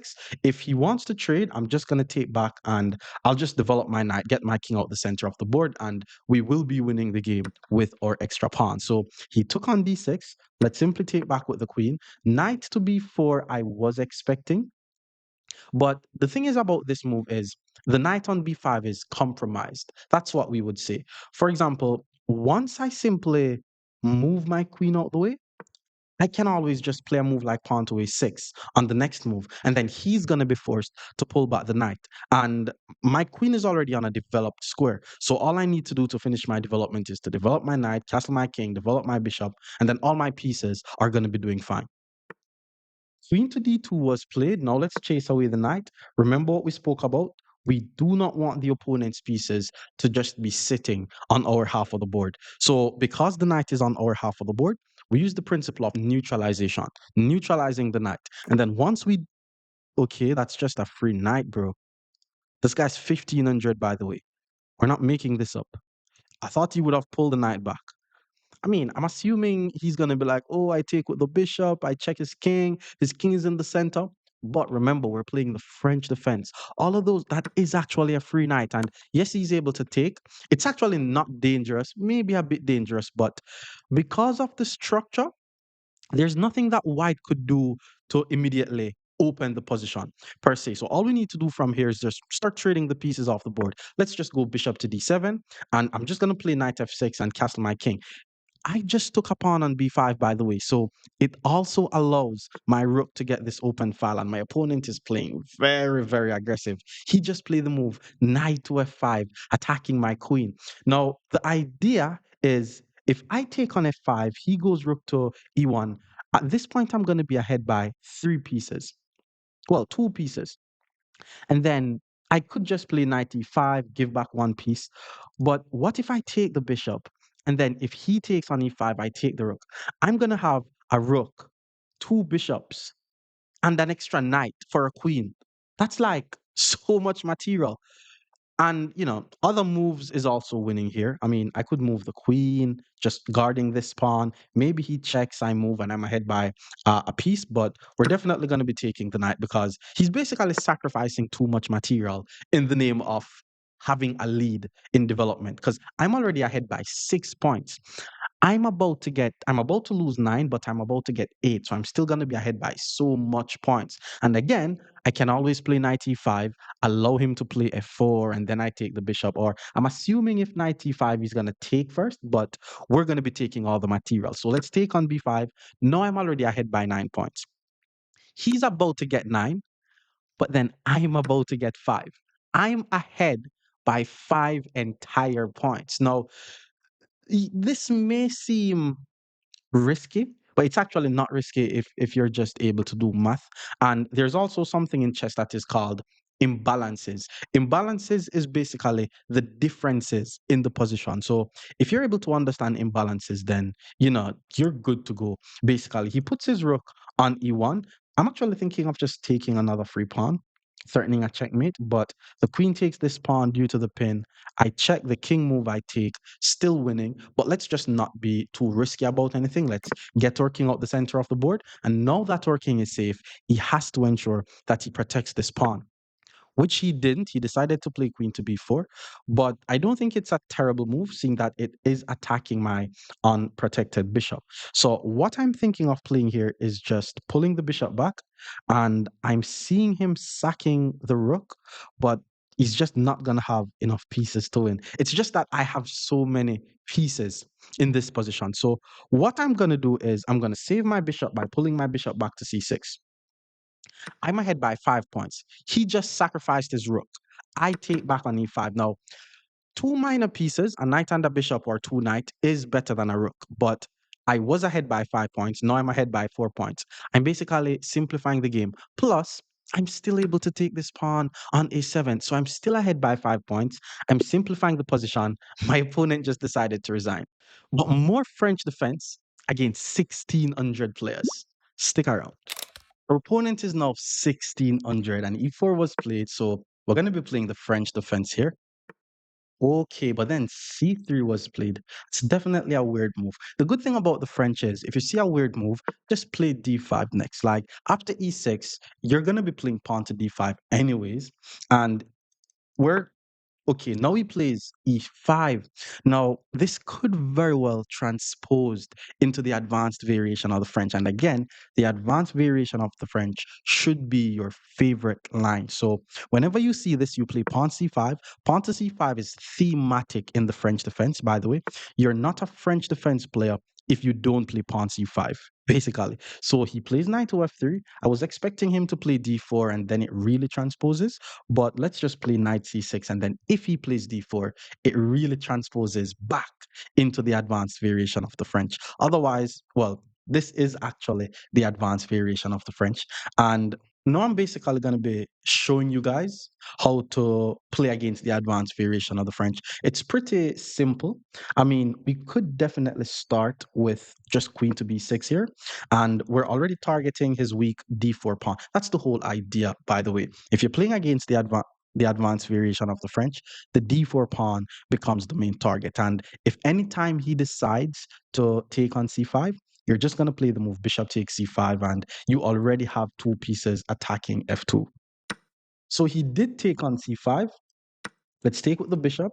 And the whole idea was we have two pieces targeting f2. So he basically has to play an uncomfortable move. I mean, queen c2 is not too bad though. It definitely guards the f2 pawn. But there's actually something important that you guys need to keep in mind here. And that is this move pawn to b4. He decided to play queen to e2, but putting the queen on e2 definitely blocks out this bishop. So now he has to fianchetto his bishop. And maybe he doesn't know, but he's going to be playing a King's Indian attack. So it's very important that we know about moves like pawn to a5 here. We don't want the opponent to play pawn to b4 and attack our bishop. So now he plays pawn to g3. And from here, I'm just going to continue with my development. Let's go knight e7. And I'm just going to get my king out the center of the board. Bishop to g2 was played. Let's castle the king. I'm definitely expecting him to castle his king on the next move as well. And then I'm just going to finish my development. Like, it's nothing fancy here. I'm definitely noticing that the queen and the rook is on the same diagonal. So if my bishop was on a6, that would be nice. But if I move my queen, then play b6, it's going to take too much time. So let's just put the bishop on d7 here. Another thing that you guys need to keep in mind being a French player is you're not a French player if you don't know about the C file. The C file is basically the most important when it comes to the French. There's also the F file. Now, in my career playing the French, I haven't played this move pawn to f6 a lot, but pawn f6 is actually a thematic break in the French. So queen d3 was played. I'm trying to think of creative ways to move my knight so that way I'm able to skewer, but there are no creative ways. He is also trying to play knight to g5 and then threaten some checkmate, so let's not allow that. The move that I'm not going to play right now is pawn h6, though no need to play pawn h6. It's just a bit too passive. Because the queen was guarding e5 and the queen decides to move to d3, it's no longer guarding e5. So what are we going to do? We're going to play the move knight g6 and target this weak e5 square. And it's also the most advanced pawn in the opponent's position. He decides to play bishop to f4. And again, you are not a French player if you don't know about this drawback idea. So one of the purpose of the queen being on b6 is to target d4, attack the king, but it's to ensure that the development of the dark squared bishop is hard. So once this dark squared bishop move anywhere, it leaves the b2 pawn unprotected. And his rook is also under attack. I mean, he has to play the move knight d2 in this position, but I'm already ahead by a pawn. I'm definitely super satisfied with that. So knight d2 was played. And the more concerning move now is rook to b1, hit the queen, attack the pawn. It's very important that we're aware of those moves. So what I'm gonna do is I'm just gonna pull my queen back. Like I'm not trying to get my queen trapped or anything. Like we want a pawn. We're just gonna take the pawn, pull the queen back, maybe trade some pieces off the board. Now he plays rook b1 to hit the queen. I'm gonna choose to put the queen on c7 so that way I have more attackers on this e5 pawn. So I have three attackers. He has two defenders. So to not lose the pawn, I'm expecting something like rook to e1. Okay, knight b3 also does the job because then if I takes, he takes, I takes, he takes, queen takes, then he's just going to be winning an entire bishop. So let's just find somewhere safe for the bishop. There is usually the a7 square to maintain this very long diagonal. There's also the e7 square just to stay solid. But no need to stay solid here. Let's just pull the bishop back to a7, maintaining this diagonal. I'm still attacking his e5 pawn three times, so I'm expecting him to add some defense, which he didn't. He played rook to b2. Now, I'm assuming the reason why he did not try to defend the pawn is there's a trick in the position. And the trick that you guys need to be aware of in these types of situation is once we take on e5 and they take and we take and we're attacking the queen, our knight is going to be pinned to their bishop. So always expect some moves like, okay, let's say he plays queen to e2. My knight is going to be under attack. But if queen to e2, I should be able to play bishop b8. I should be able to play f6. So he's not going to be winning any material. So taking on e5, that's another pawn. So the knight takes, we takes. If the bishop takes, we takes. And again, the position is completely solid. There's no way for him to break through and win anything. The more threatening thing for him to do is to go for the little trick that we spoke about. But we already had something on exactly how we're going to be defending against that. But if he does not choose that, then he's just choosing to lose outright. Okay, knight takes was played. He's definitely going for it. Let's take on e5. Let's hit the queen. Queen back to e2 is applying pressure to our pinned knight. So we have to ensure that we add as much defense to the knight. The good thing is, once we play the move pawn to f6, there's no immediate way for him to up. Well, there is rook to e1, but rook to e1 doesn't really do too much, especially since f2 is going to be very weak. He didn't even go for it. He chose to play rook to b1, but there's nothing guarding his B pawn. I mean, call me greedy all you want, but that's definitely a pawn. I'm assuming he's gonna move his knight somewhere to attack my B pawn. But I can play b6, I can play b5. That's a pawn, bro. That's another pawn. And the good thing is, I broke the pin, so it's not necessarily greedy. Again, don't call me greedy because I'm trying to take my queen out of this pin. I'm now freely able to move my knight. And if there's something like rook c2, rook c1, I don't know, anything to attack my queen, there's also queen to d3 here. And because I'm ahead by 3 points, I'm more than comfortable to trade some pieces off the board. So he decides to pull the bishop back to d2 to attack my queen. And once I play the move queen to d3, okay, here's his idea.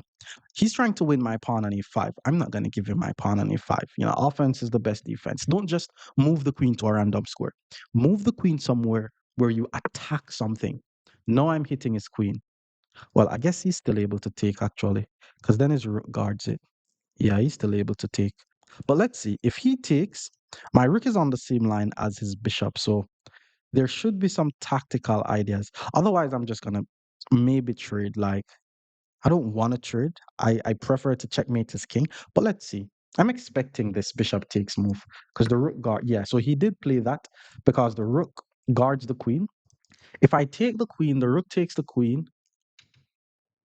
Um, and then I play bishop to b5, hits the rook.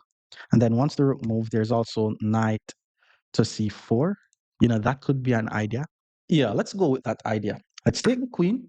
And then once the rook take, we play bishop to b5 to bring more pieces in the attack. So bishop to b5 hits the rook, assuming that he's going to move the rook somewhere. There's also knight d3 or knight c4 to hit the rook and the knight. A lot of attacking ideas coming in. He may lose a pawn in this position based on some tactical discovered attack type of business, but let's see what he does. Okay, he plays rook to d2, which is no difference from rook to b2. The whole idea was to get a knight on c4, which once I put the knight on c4, it attacks the rook on d2 and it attacks the bishop on a5. Not necessarily a fort that is going to win me a piece, but it could definitely win me a pawn.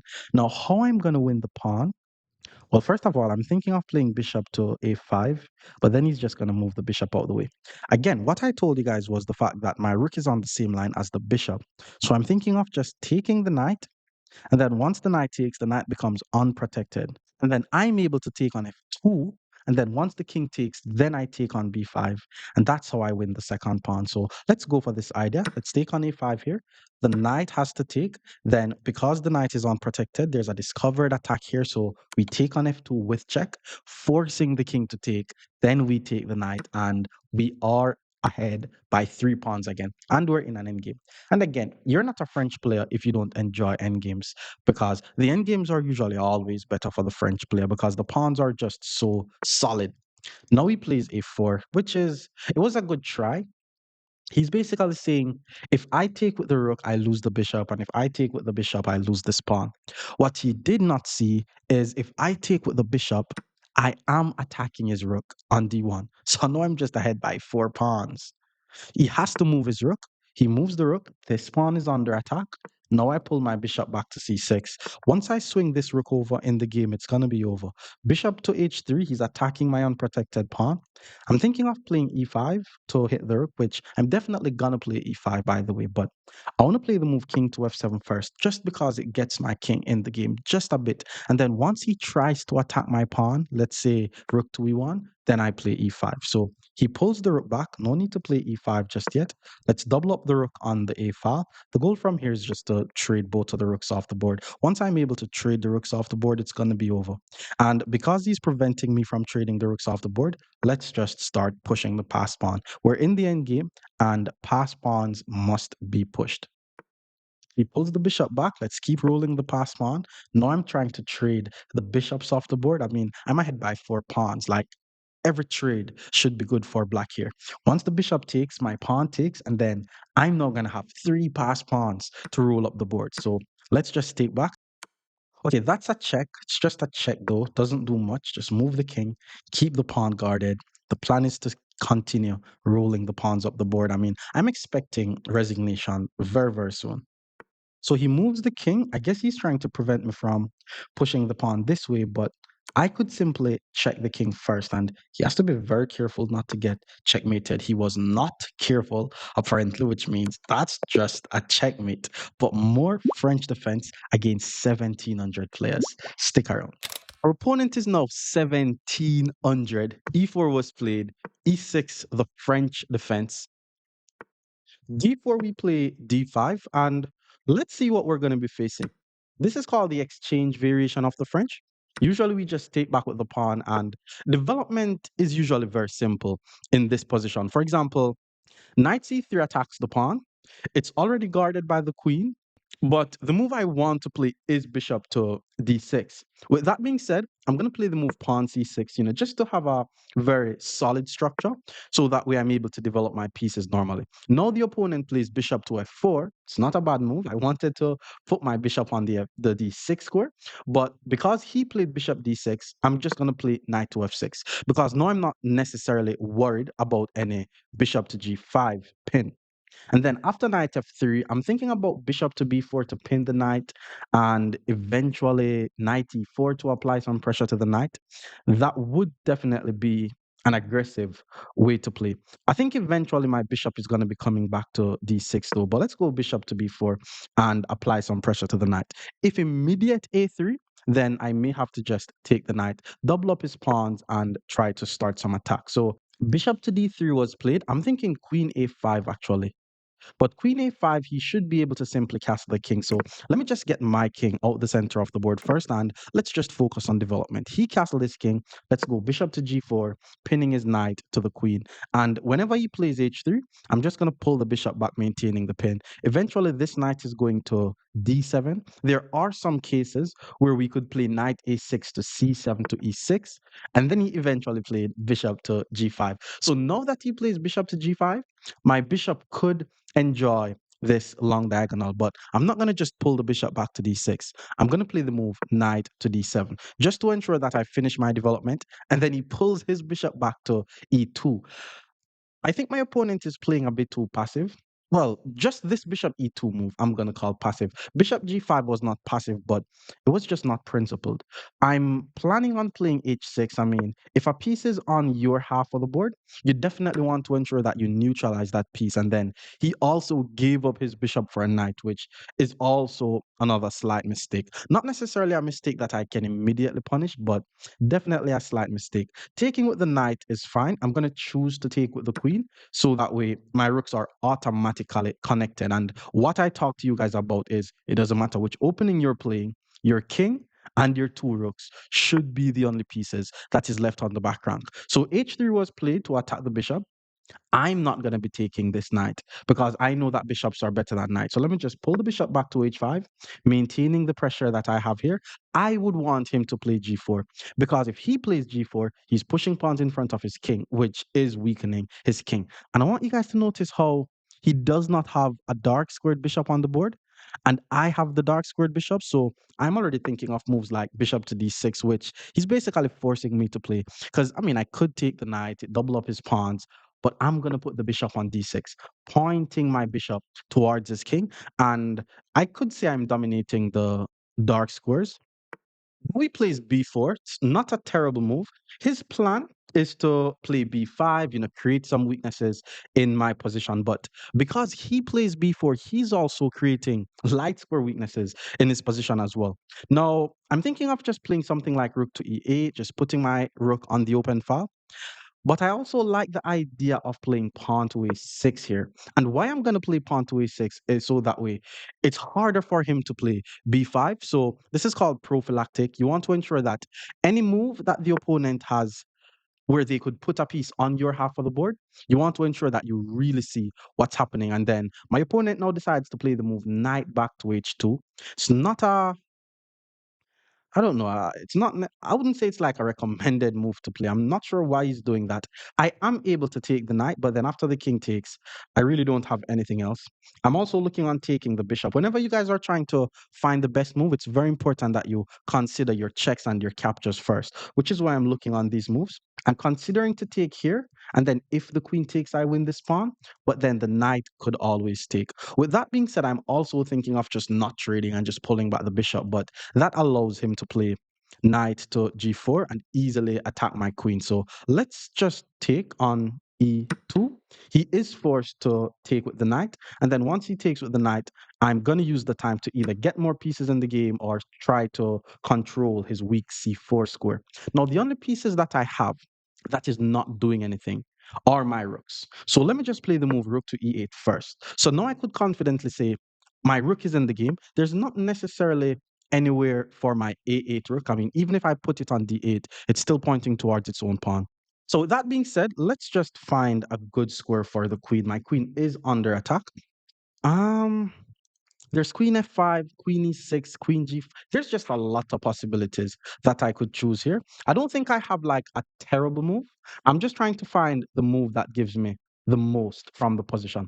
For example, I like the idea of queen e6 to attack the knight, but once he puts his rook on e1, then his rook is just very active. I'm going to choose to put the queen on g6 because it applies pressure to his position. It points towards his king. Eventually, I'm going to be able to play pawn to h5. And again, I'm just not seeing any possibility for the opponent to put one of his pieces on my half of the board. Now he plays f4. He's trying to be aggressive. That's not a bad move. He's trying to put the knight on this e5 square. He's also trying to play f5 to attack my queen. I'm thinking of playing h5 to hit the knight, but again, he's trying to put the knight on the e5 square. I'm thinking of playing queen to e4 though. Like e4 is just a good score for my queen now. Queen e4, there is knight g3 and attack my queen. I'm thinking of f6, and then if f5, I just pull the queen back. The knight is not able to go to this e5 square, and then eventually I should be able to double up on the e file. So let's go with that idea. Let's play pawn to f6. This is another prophylactic move, by the way. Remember, we do not want to allow the opponent's pieces on our half of the board. So that's basically what we're doing. He is able to play pawn f5, and yes, the pawn will be on my half of the board, but that's just a pawn, it's not a piece. And after f5, I have a lot of squares to put my queen. For example, initially I was thinking of putting my queen on f7, but I don't see what prevents me from putting my queen on g5. Like, there's no immediate knight attacking move. So let's just play queen g5. My pieces are very active here. My knight on d7, though, definitely not doing anything. But the c4 square is where my knight is going to go. And once my knight gets the chance to maneuver to the c4 square, then it's going to be very good for me. The opponent is playing very aggressive, though. Personally, I think it's a bit, what's the word? There's a word I'm trying to maybe the word is careless. Like, he's just throwing his pieces at me. So basically, if this attack does not work, he's gonna be in trouble. Queen to d3 was played. He's connecting his rook. Makes sense. Knight b6 to c4 I want to play. I really like the idea of playing pawn to h5 though, because again, even though the knight is not on my half of the board, it chases the opponent's knight back. And if you can play moves like just chase the opponent's knight, even though it's not on your half of the board, it's good. We want their pieces to go back. We want our pieces to go forward. So especially what I'm doing, my pawn moves forward, his knight moves back. And that's already a check that I have. Doesn't really do much though. And then what's my next move? My next move is to move forward. This e3 square was being guarded by the knight. It's no longer guarded by the knight. So now I'm able to hit him with the move rook to e3, immediately attacking the queen. I'm also applying pressure to this knight. I'm also applying pressure to this pawn on h3, which is pinned. And if he's not careful, I mean, I think this is already losing. There's actually some nasty stuff, and it will work. This one will work. Like, I'm positive. Oh, he plays knight f3. Okay, knight f3 is not bad. I was expecting him to put the queen on d2, which is why I'm like, okay, I'm positive that this is work, but knight f3 is actually not bad. Like, it's kind of like a removing the guard tactic where if I move my queen, he takes my rook. So let's calculate. So my first option is to move my queen back to h6, keep his queen under attack, double up my rook on the e file, and I'm fine. That's my first option. I'm trying to get more from the position though. Let's say I take his queen, he takes my queen. His knight is going to be under attack. My rook is going to be under attack. But what if I play the move rook to d2? Now, this knight on e2 is under attack. This knight on g5 is under attack. He's going to have two of his pieces that is under attack, and I'm just going to be winning material. Like this is just winning a piece. Take the queen, he takes, knight is under attack. Rook to e2, both knights are under attack, and I'm just winning material. So let's just take the queens off the board. I mean, I was expecting queen to d2 though. There would have been a nice idea where I take on h2, sack my rook, win his queen. But let's just play rook to d2 now. Both of his knights are under attack. There's no moves that he could play where he moves away one of the knights and then counter attack one of my pieces. So he's actually just losing material in this position. Knight to f4 was played. We spoke about this. That is a free knight. But keep in mind, I know that I'm about to be ahead in material. And since I'm about to be ahead in material, I want to just trade the pieces off the board, to be honest. Because if I take this knight, he plays knight e6. That's a nice knight. But what if I just get rid of this knight on f4? And then if he takes with the rook, then I take, still ahead by a piece, but I'm trading pieces off the board, which is helping me to simplify the game. So let's just take on f4 here. I am seeing the idea of knight back to f3 attacking my rook. Doesn't do anything though. So rook takes was played. Let's get rid of the knight. Now I'm ahead by an entire knight. He has to move his rook out the way. This pawn is hanging. I'm assuming he's going to play the move rook to f2, but again, why not just trade the pieces off the board? And then once his king takes, I move my a rook, which is the only piece that is not doing anything, on the only open file on the board, and this is just completely winning. Onto g4. Let's just take on g4. Even though the winning side doesn't necessarily want to be trading pawns, let's play the move knight to f6. And all I'm doing now is just attacking the opponent's pawns. That's what you should do in the endgame. So king to f3 was played. We play the move rook to e4, attacking this pawn and attacking this pawn at the same time. So I'm basically going to be winning a pawn on the next move, regardless of what he plays. He chose to defend this one. I could check and then take, but let's just take here first, seeing that this pawn is just dying. Rook to e1 was played. I would like to trade the rooks off the board. So what I'm going to do before I take this pawn is, like, eventually I'm going to play rook to e4, but I'm going to check first. So that way, if he puts the king on this file, I just trade the rooks off the board. Otherwise, I just take this pawn with check and I'm just winning more material. So let's give a check. Again, that's a pawn, but I'm not going to allow the opponent's rook to be able to come on my half of the board. Like no time at all. So this is basically a very clean endgame conversion. So he moves the rook. Let's just play the move rook to e3, checking the king, grabbing the pawn. I only have 20 seconds on the clock, so time is of the essence now. Let's give a check. Again, don't allow the rooks to come in. King move, attack the weak pawn, and then I'm going to get my king in the game. So this is more than enough time to win. Okay, let's get the king in the game. And usually when I'm in, the reason why I don't mind being in time pressure is people actually play worse when you're in time pressure because they get all nervous thinking, oh, I'm going to win on time. His time is going to run out. And then they're just going to make a blunder. But let's just continue. Let's just get the pieces in the game. Trying to display some endgame technique here. For example, if I'm able to get my king on g3 and my knight on h3, rook to f1 will be a checkmate. Okay, let's start with that idea. So let's give a check. Let's force the king to move. Okay, let's check on f2 here. This is called simplification, where I'm just going to sacrifice just so that way the win is just easy and obvious. No, I don't have to use any brain power to win the game, basically. If he moves the pawn, I just take. Yeah, let's just take all the free pawns that he's giving me now. Because this is not a stalemate. The king has, no, I go here. And then I'm going to queen and checkmate him in the next two moves. He moved the king, let's queen. There's nowhere for his king to go, but he still have a pawn to move. So once he makes the only move that he could possibly make, then I'm going to checkmate him on the next move. And there's my checkmate. Oh, I lost this game. Oh my God.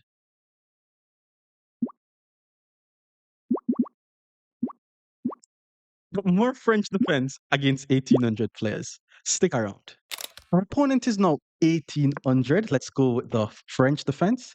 And am I going to see another exchange variation of the French? Oh, this is called the Tarash variation of the French. And there's a lot of different ways to play it, but you could play c5 here. But because I already introduced this knight to f6 move, I'm going to just play the classical regular Tarash variation. So once he plays pawn to e5, I'm just going to pull my knight back to d7. And then after a move like knight f3, again, you are not a French defense player if you do not play pawn to c5 and attack the opponent's structure. Now, pawn c3 was played. Let's just play knight to c6, targeting the d4 pawn. And whenever they play bishop to d3, there's a lot of sacrificial ideas that could take place. For example, queen b6 targets d4, but white's plan is actually to sacrifice on d4. So here's what I'm going to do. And you do this a lot versus the Tarash. You take on d4. Once they take back on d4, you play f6. Now, remember, we spoke about this f6 idea. We spoke about f6 a lot. f6 is one of the breaks that you play in the French. c5 is also one of the breaks that you play in the French. And basically, I'm already targeting his e5 pawn 3 times. He's only guarding the e5 pawn twice. So he has to either add more defense to the pawn or just take on f6. And then once he takes on f6, I'm going to choose whether I take with the queen or the knight, but taking with both of them is just good moves. I may choose to take with the queen because I haven't moved my queen and I'm trying to complete my development as quickly as possible. Plus, once I take with the queen, I will also be attacking his d4 pawn. Knight to h5 is an interesting move. Now, knight to h4, you're going to see a lot because I play f6, I am exposing the diagonal pointing towards my king, which is why he played queen knight to h4. He wants to play queen to h5 check, but there's actually something, or maybe I'm getting it incorrectly, but I should be able to take on d4 here. Now, this is just me knowing my theory. By the way, it's actually a very complex position where I take on d4, allowing queen to h5 check, and then I play king to e7. Now, again, it looks very scary, but black is actually safe. Now, once he takes, I'll take and attack the queen, and then once the knight check, I'll take and I will be down by an exchange, but I'm going to have very good control over the center of the board. So let's go with this very fun line. And so now I'm expecting queen check. Now we play the move king to e7, and it's best if he takes on f6 before he plays knight to g6. Like if he plays immediate knight to g6 and I take and he takes, I'm just going to take on e5, and black is actually going to be better down the exchange. So he has to take here first. Okay, he did play immediate knight g6, which is not bad because once I take on g6, he could still take on f6 first. So let's take on g6. He did not take on f6, which means now I take on e5 and I'm attacking the bishop. My center is intact. May sounds weird, but black is actually better in this position. Black is also not down by any material because, I mean, I'm assuming you guys know how to do math. He has a rook. What do I have? I have a knight and 2 pawns. It's the same 5 points. Now I just need to focus on my development. He pulls the bishop back because I was attacking the bishop. He's also not trying to get forked. Let's play this move, king to f7. Very thematic if you're going to be playing this line. Like, I really hope that you guys are learning from this because this is like theoretical stuff that I'm telling you guys. So he castled his king. He's getting his king out the center of the board. I'm just trying to complete my development, to be honest. Let's just go bishop to d7 here, rook to c8, getting my rook on the file. There's always moves like knight to e2, check the king, but that really doesn't do anything. I think the main theoretical move for white here is to play knight to b3 with the whole idea of just exchanging the knight so that way he's able to develop his bishop. And he decided to pull the queen back instead. And what do I play here?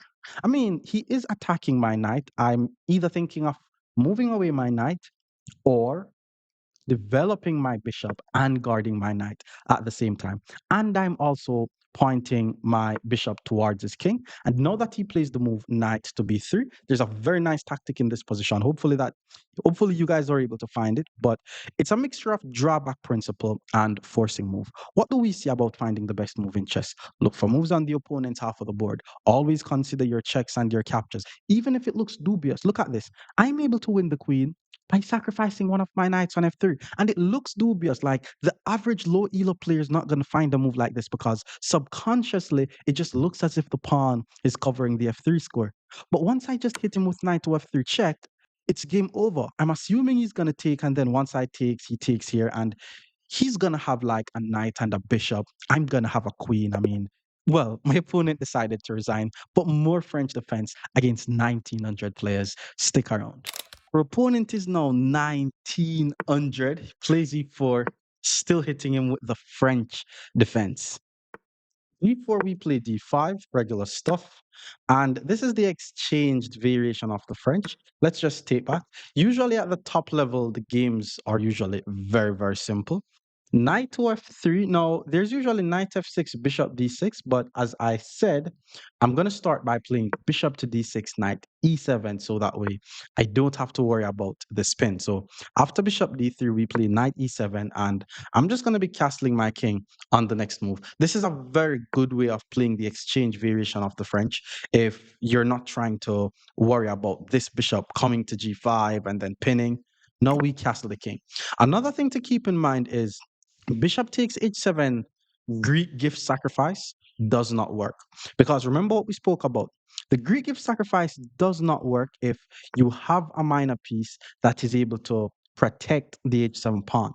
He decided to play h3. He's trying to prevent my bishop from going to g4. But the good thing about how I'm developing my pieces is my bishop will be able to go to f5. And if you look on the position, my light squared bishop is my bad bishop because my pawn in the center is on a light square. His light squared bishop is his good bishop. So I'm about to exchange my light squared bishop for his bad bishop. But for now, let's just continue with our development. Let's go knight c6. If I'm able to play something like knight to b4 and then take his bishop, then I don't have to exchange my bishop.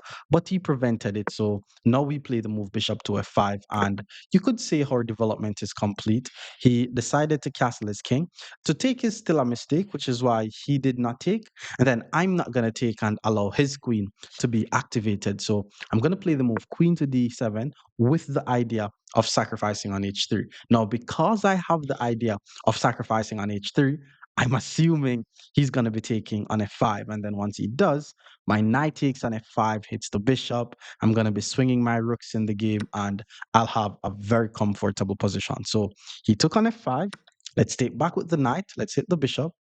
Now, I have a good bishop on d6 pointing towards his king. His bishop on e3 is a bad bishop. This setup is crucial if you're going to be a French defense player, especially at the higher level, because especially if you're trying to play for a win as well, you don't necessarily want to have something that is too symmetrical. Queen to d3 is basically applying some defense to his bishop.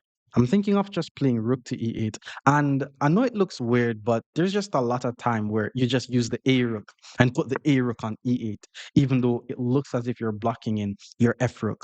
But the long-term plan is usually to double up the rooks on the e file anyway, so it doesn't really matter, to be honest. Queen to b5 hitting both b7 and d5 is something to keep in mind. All right, so because he moves the rook, now I'm just gonna play rook to e7 here. The idea is just to double up my rooks. I want to ensure that all my pieces are active. I'm not necessarily afraid of queen to b5, maybe slightly, but it doesn't really do anything because let's say he plays queen b5 and I have to guard one of the pawns. I'm just gonna be guarding the b pawn because anytime he takes on d5, bishop to h2 is just gonna be winning the queen. Knight to d2. He's just finishing his development. Pretty principled player. Let's continue with our development as well. Let's go rook to e8. Now, I could confidently say every single one of my pieces are developed and active, and my pieces are also playing attacking roles. For example, his bishop on e3 is just defending his position. My bishop on d6 is pointing towards his king. I was not expecting a move like pawn to g4, though. That's just pushing a pawn on the side that your king is castled, bro. That's too risky. That's very, very risky. I mean, I have to do something with my knight. I can't just move my knight away. That's gonna be very passive, putting my knight on the edge of the board. So I have to take the bishop. But I just wasn't expecting that move. Like his king is now just very exposed. Like I'm not seeing exactly how I'm gonna be attacking the king. He took with the rook. I'm thinking of taking. Yeah, I'm definitely taking. Or I could go bishop f5. Bishop f5 is also strong. My idea is basically to play h5 and start attacking his weak g4 pawn. So let's say takes h5. If he takes, I take on h3. Takes h5, knight h2 does. Let's just do it. Let's take on. Hmm, it's tricky. Oh, yeah, yeah. Let's take on e3. And if the pawn takes, I play h5. And my idea is I'm just threatening to take a free pawn. If knight to g5, threatening some checkmating tricks, I could just play g6 and I'm fine. Queen to f5 was the move that I thought he could have played. But if he plays queen to f5, then he's leaving his e3 pawn unprotected. So pawn to g4 was just weird. No, I think knight to g5 is still the best he could do. He has to try some offense is the best defense type of thing. And then after I play G6, he takes, and then he's also protecting H3. So that, yeah, that could definitely be something. Knight G4, well, that could actually be something. Knight G5, pawn G6 takes, and then I'm not able to take. Knight G5, what if I take though? What if I just do it anyways? And then if he checks, I just go over. And if he checks here, I go king up. His queen is under attack. And if he takes here, well, at that point, I would be the one defending, to be honest. Knight g5 is a strong move. I think he's going to find knight g5. So let's brace ourselves for that. Or if knight g5, pawn g6, pawn takes h5, I could play something like queen to e7 first, attacking the knight and attacking e3. And if he moves the knight, then I take back. And then both of our king is exposed. And then I'm going to be the one with ideas of king h1, rook g1. But then he decides to play king to f2, which is also a very interesting idea. He's basically saying if I takes, queen takes, he's able to play moves like rook h1 and he starts some attack on my king. And that's definitely going to be some dangerous attack. But at the end of the day, a pawn is just a pawn. So takes, queen takes. If rook to g1, then I just go queen to h5. So I'm expecting rook to h1. But if rook to h1, I go pawn to g6 and he has nothing. So let's just take the pawn. The good thing about the position is both of our king could be in some danger. I'm the one with the extra pawn. He plays rook to g1. Now I just need to move my queen. He has nothing. Maybe rook to g5 hits this pawn. So that could be something. Okay, queen to h3, knight to g4. I have a check. Queen to h3, knight g4. I also have a check here. Let's go queen to h3. Queen to h3 is definitely the safer option. I'm trying to ensure that his queen is not able to enter. If he moves the knight, my queen checks on h2 or h4. Queen to b4 could finally be a move. Upon queen to b5, I'm thinking bishop to h2. Just immediately attack the rook. It's going to be a very aggressive game. And my knight on c6 right now, I'm not 100% seeing what it's doing. A lot of times we usually put our knight on d7 and play pawn c6 in the French. So that way it's easier to get to f6. So I am thinking of ways to try to get my knight over towards his king. Okay, he pulls the queen back to f1. That's crazy. He's trying to go to an endgame and he's down by a pawn. Now, his king is not the safest. He doesn't have a lot of time on the clock. So I am thinking of queen to e6 and attacking the e3 pawn. but I'm assuming he's just going to put the queen back on d3, and I don't really have much. So let's just go into the end game. We're ahead by a pawn. We have a pass pawn. It's also a good time to show you guys some end game technique. For example, this knight is not doing anything. We're going to be relocating this knight, especially to target this weak pawn on e3. So let's go knight e7 with the idea of playing knight to f5. Eventually, I'm going to be pushing my pass pawn up the board. Pawn to e4 does not do anything. Let's continue with the plan. Let's target the weaknesses in the position.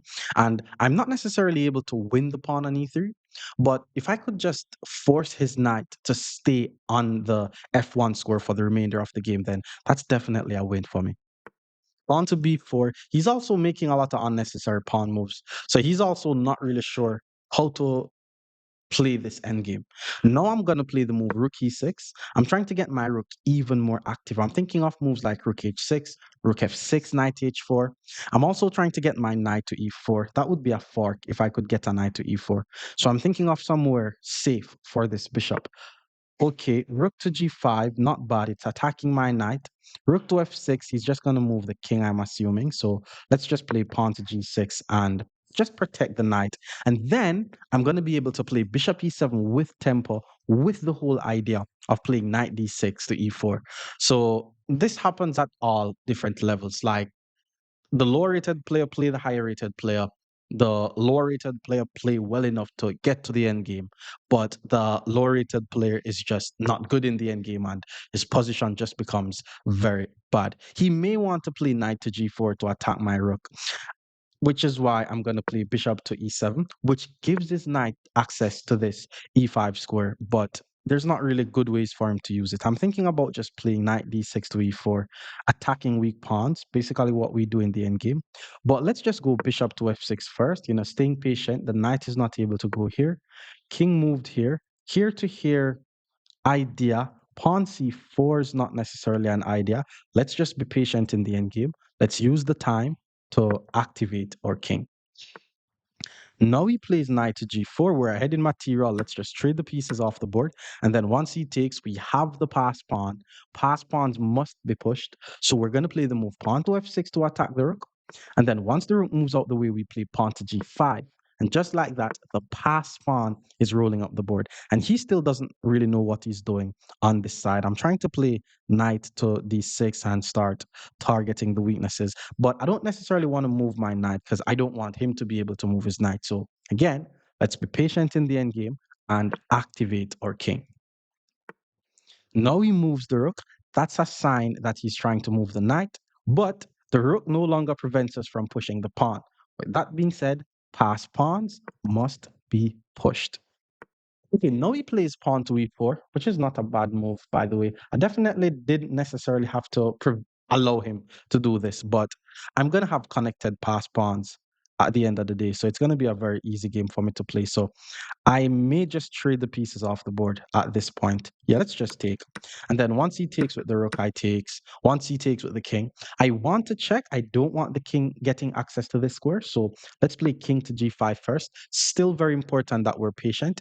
Connected pass pawn is a completely winning plan in the end game. So anytime you find yourself with two pass pawns beside each other like this, you could confidently say you're winning. He pushes the pawn. Now I just need to move my knight out the way, check the king, and then once the king moves, I continue to roll my pawns up the board. He moves the king, pass pawns must be pushed.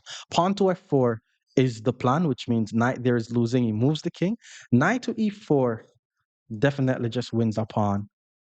I'm not sure if I want the pawn, but I'm trying not to rush, so I'm going to take the pawn so that way it kind of like confirms the win. So let's just give a check. And then once he moves the king, I take. And then I'm also forking his pawns, which is why he resigns. But more French defense against 2,000 rated players. Stick around. Our opponent is now 2,000. E4 was played. And let's play a very high quality French defense game. So D4, we play D5. What version of the French are we going to see? Are we going to see an exchange? A 2000 rated player is not going to be playing no exchange variation of the French. Like, I'm assuming he's just going to be pushing pass or the Tarash variation. Yo, he plays bishop to D3.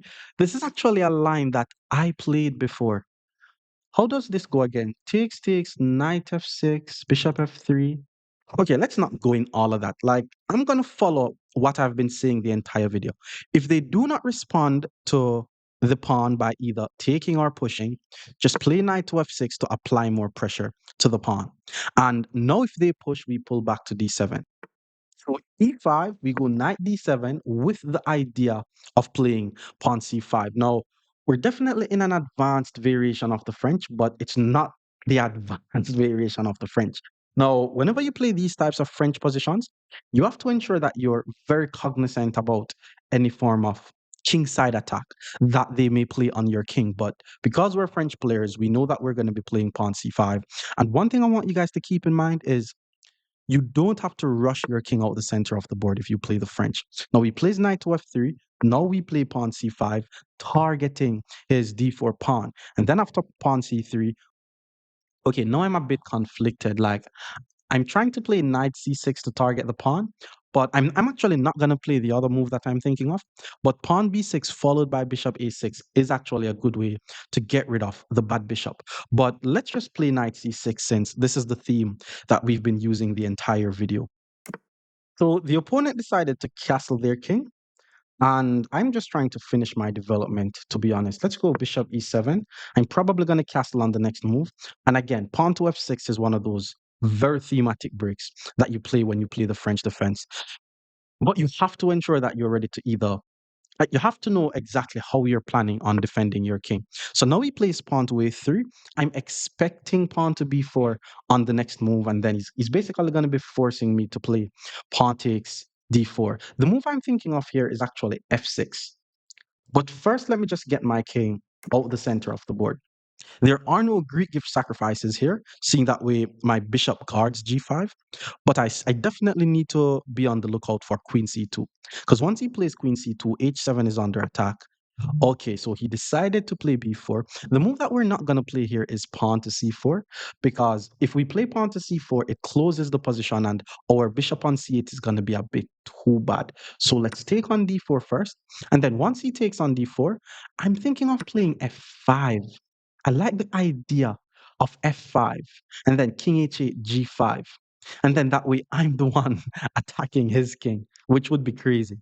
Now, if I play f6, I'm positive that he's going to take. So I'm actually going to play f5. And f5 basically blocks out the bishop. Now, he definitely he has to take, basically, because the bishop needs the diagonal. Now I'm thinking, how do I take on f6? If I take with the bishop, my e6 pawn slightly weak, but I'm also attacking d4. Bishop b2, he has three pieces covering. But then if I play e5, he takes. So yeah, let's just go knight f6. Knight takes f6 is the natural way to do it. Now, the only downside of my position, you guys have to know what are the downsides of black's position? What are the downsides of white's position? So that way you know who has the advantage. The downside of my position is the fact that I have a backward pawn on e6 and I have a bad bishop on c8. The downside of white's position is that he has the isolated pawn on d4.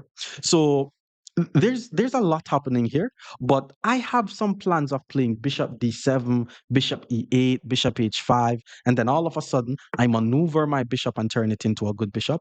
He plays bishop to g5. That's some pressure on my knight. I think eventually once he plays queen c2, he will be targeting my h7 pawn. But let's just finish our development here. Now, the plan is to play bishop e8 followed by bishop h5, but because my backward pawn is on an open file, I have to be very careful. This is the real French defense. Like, these are the types of positions I used to get when I was younger, where if black manages to play a move like e5, which is almost impossible, but if he allows me to play moves like, bishop e7, queen c7, pawn e5, then black is better.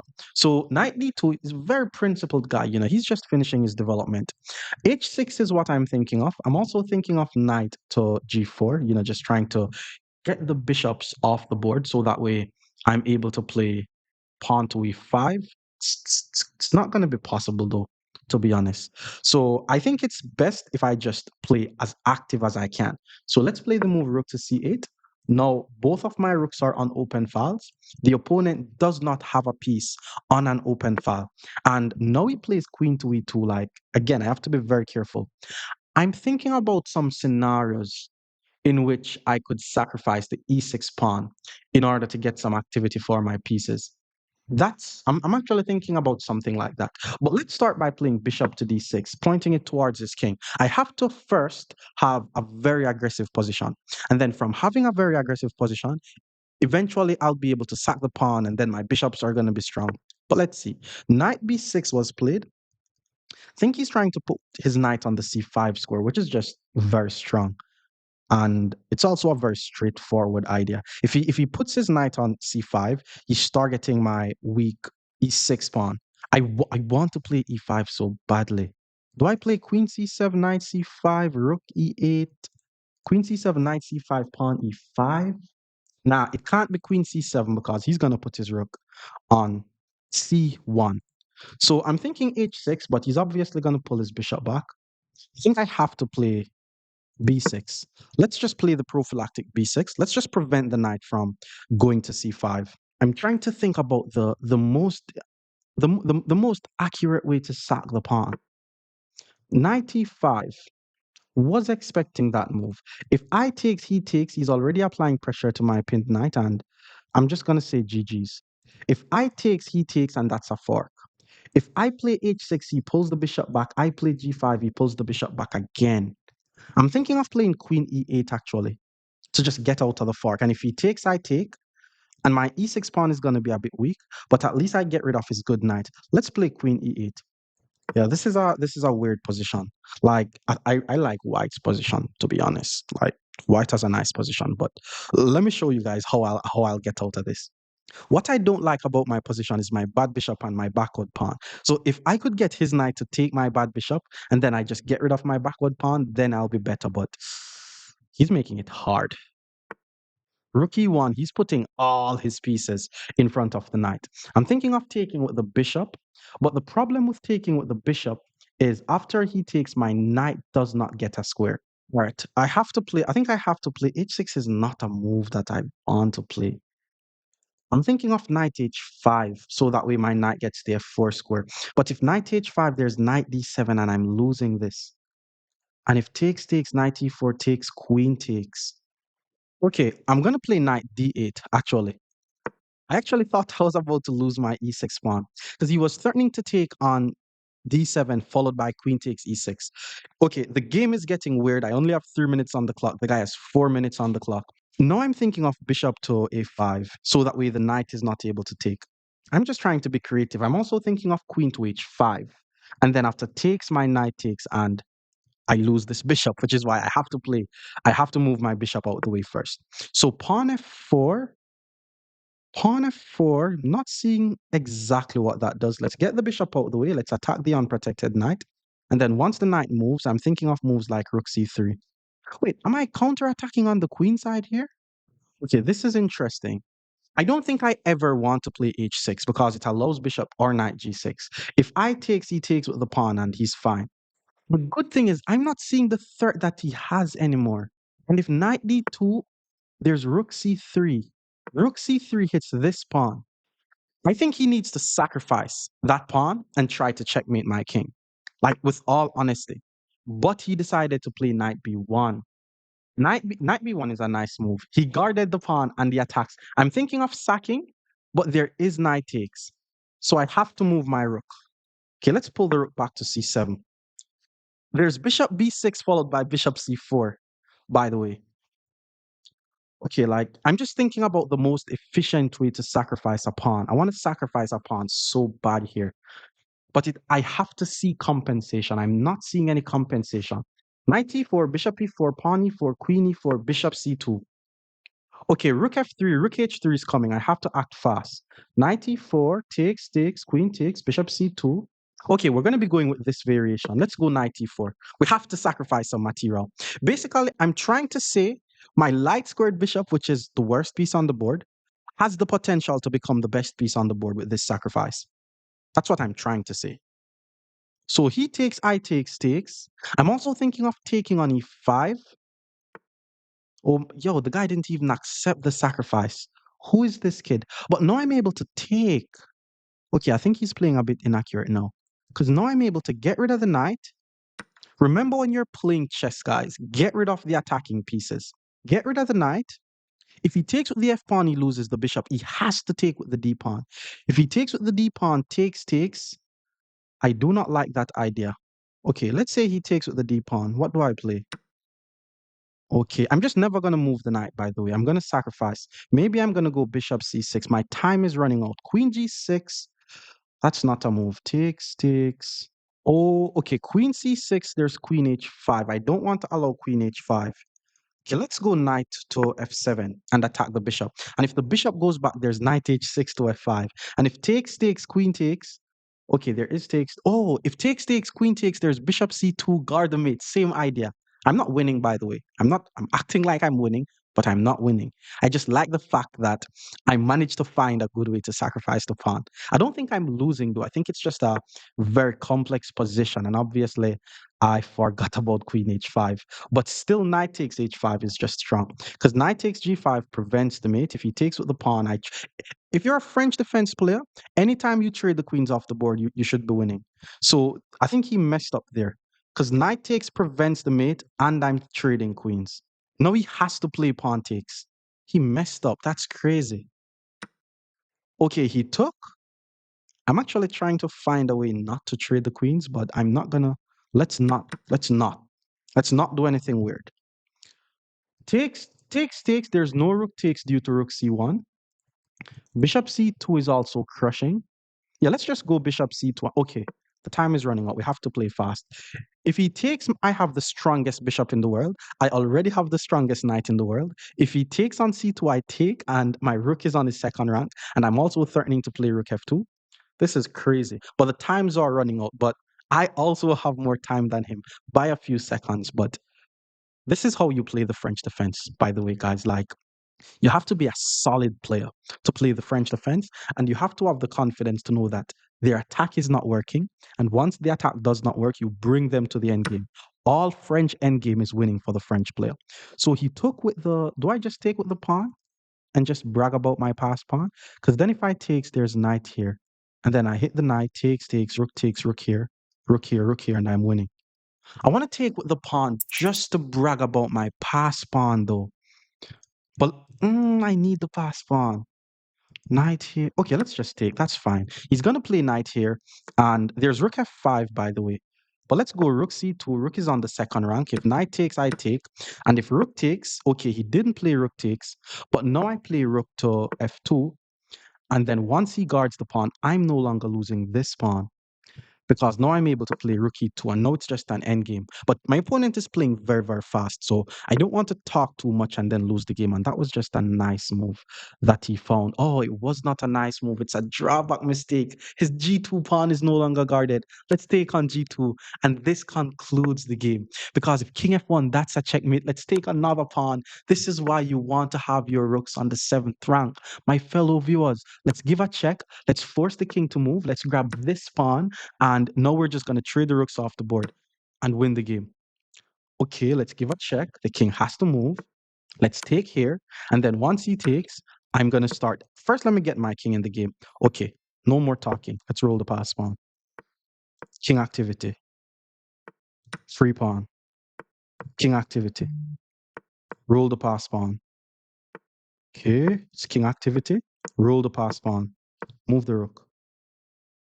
Roll. Okay, guard the pawn. Roll the pawn. Okay.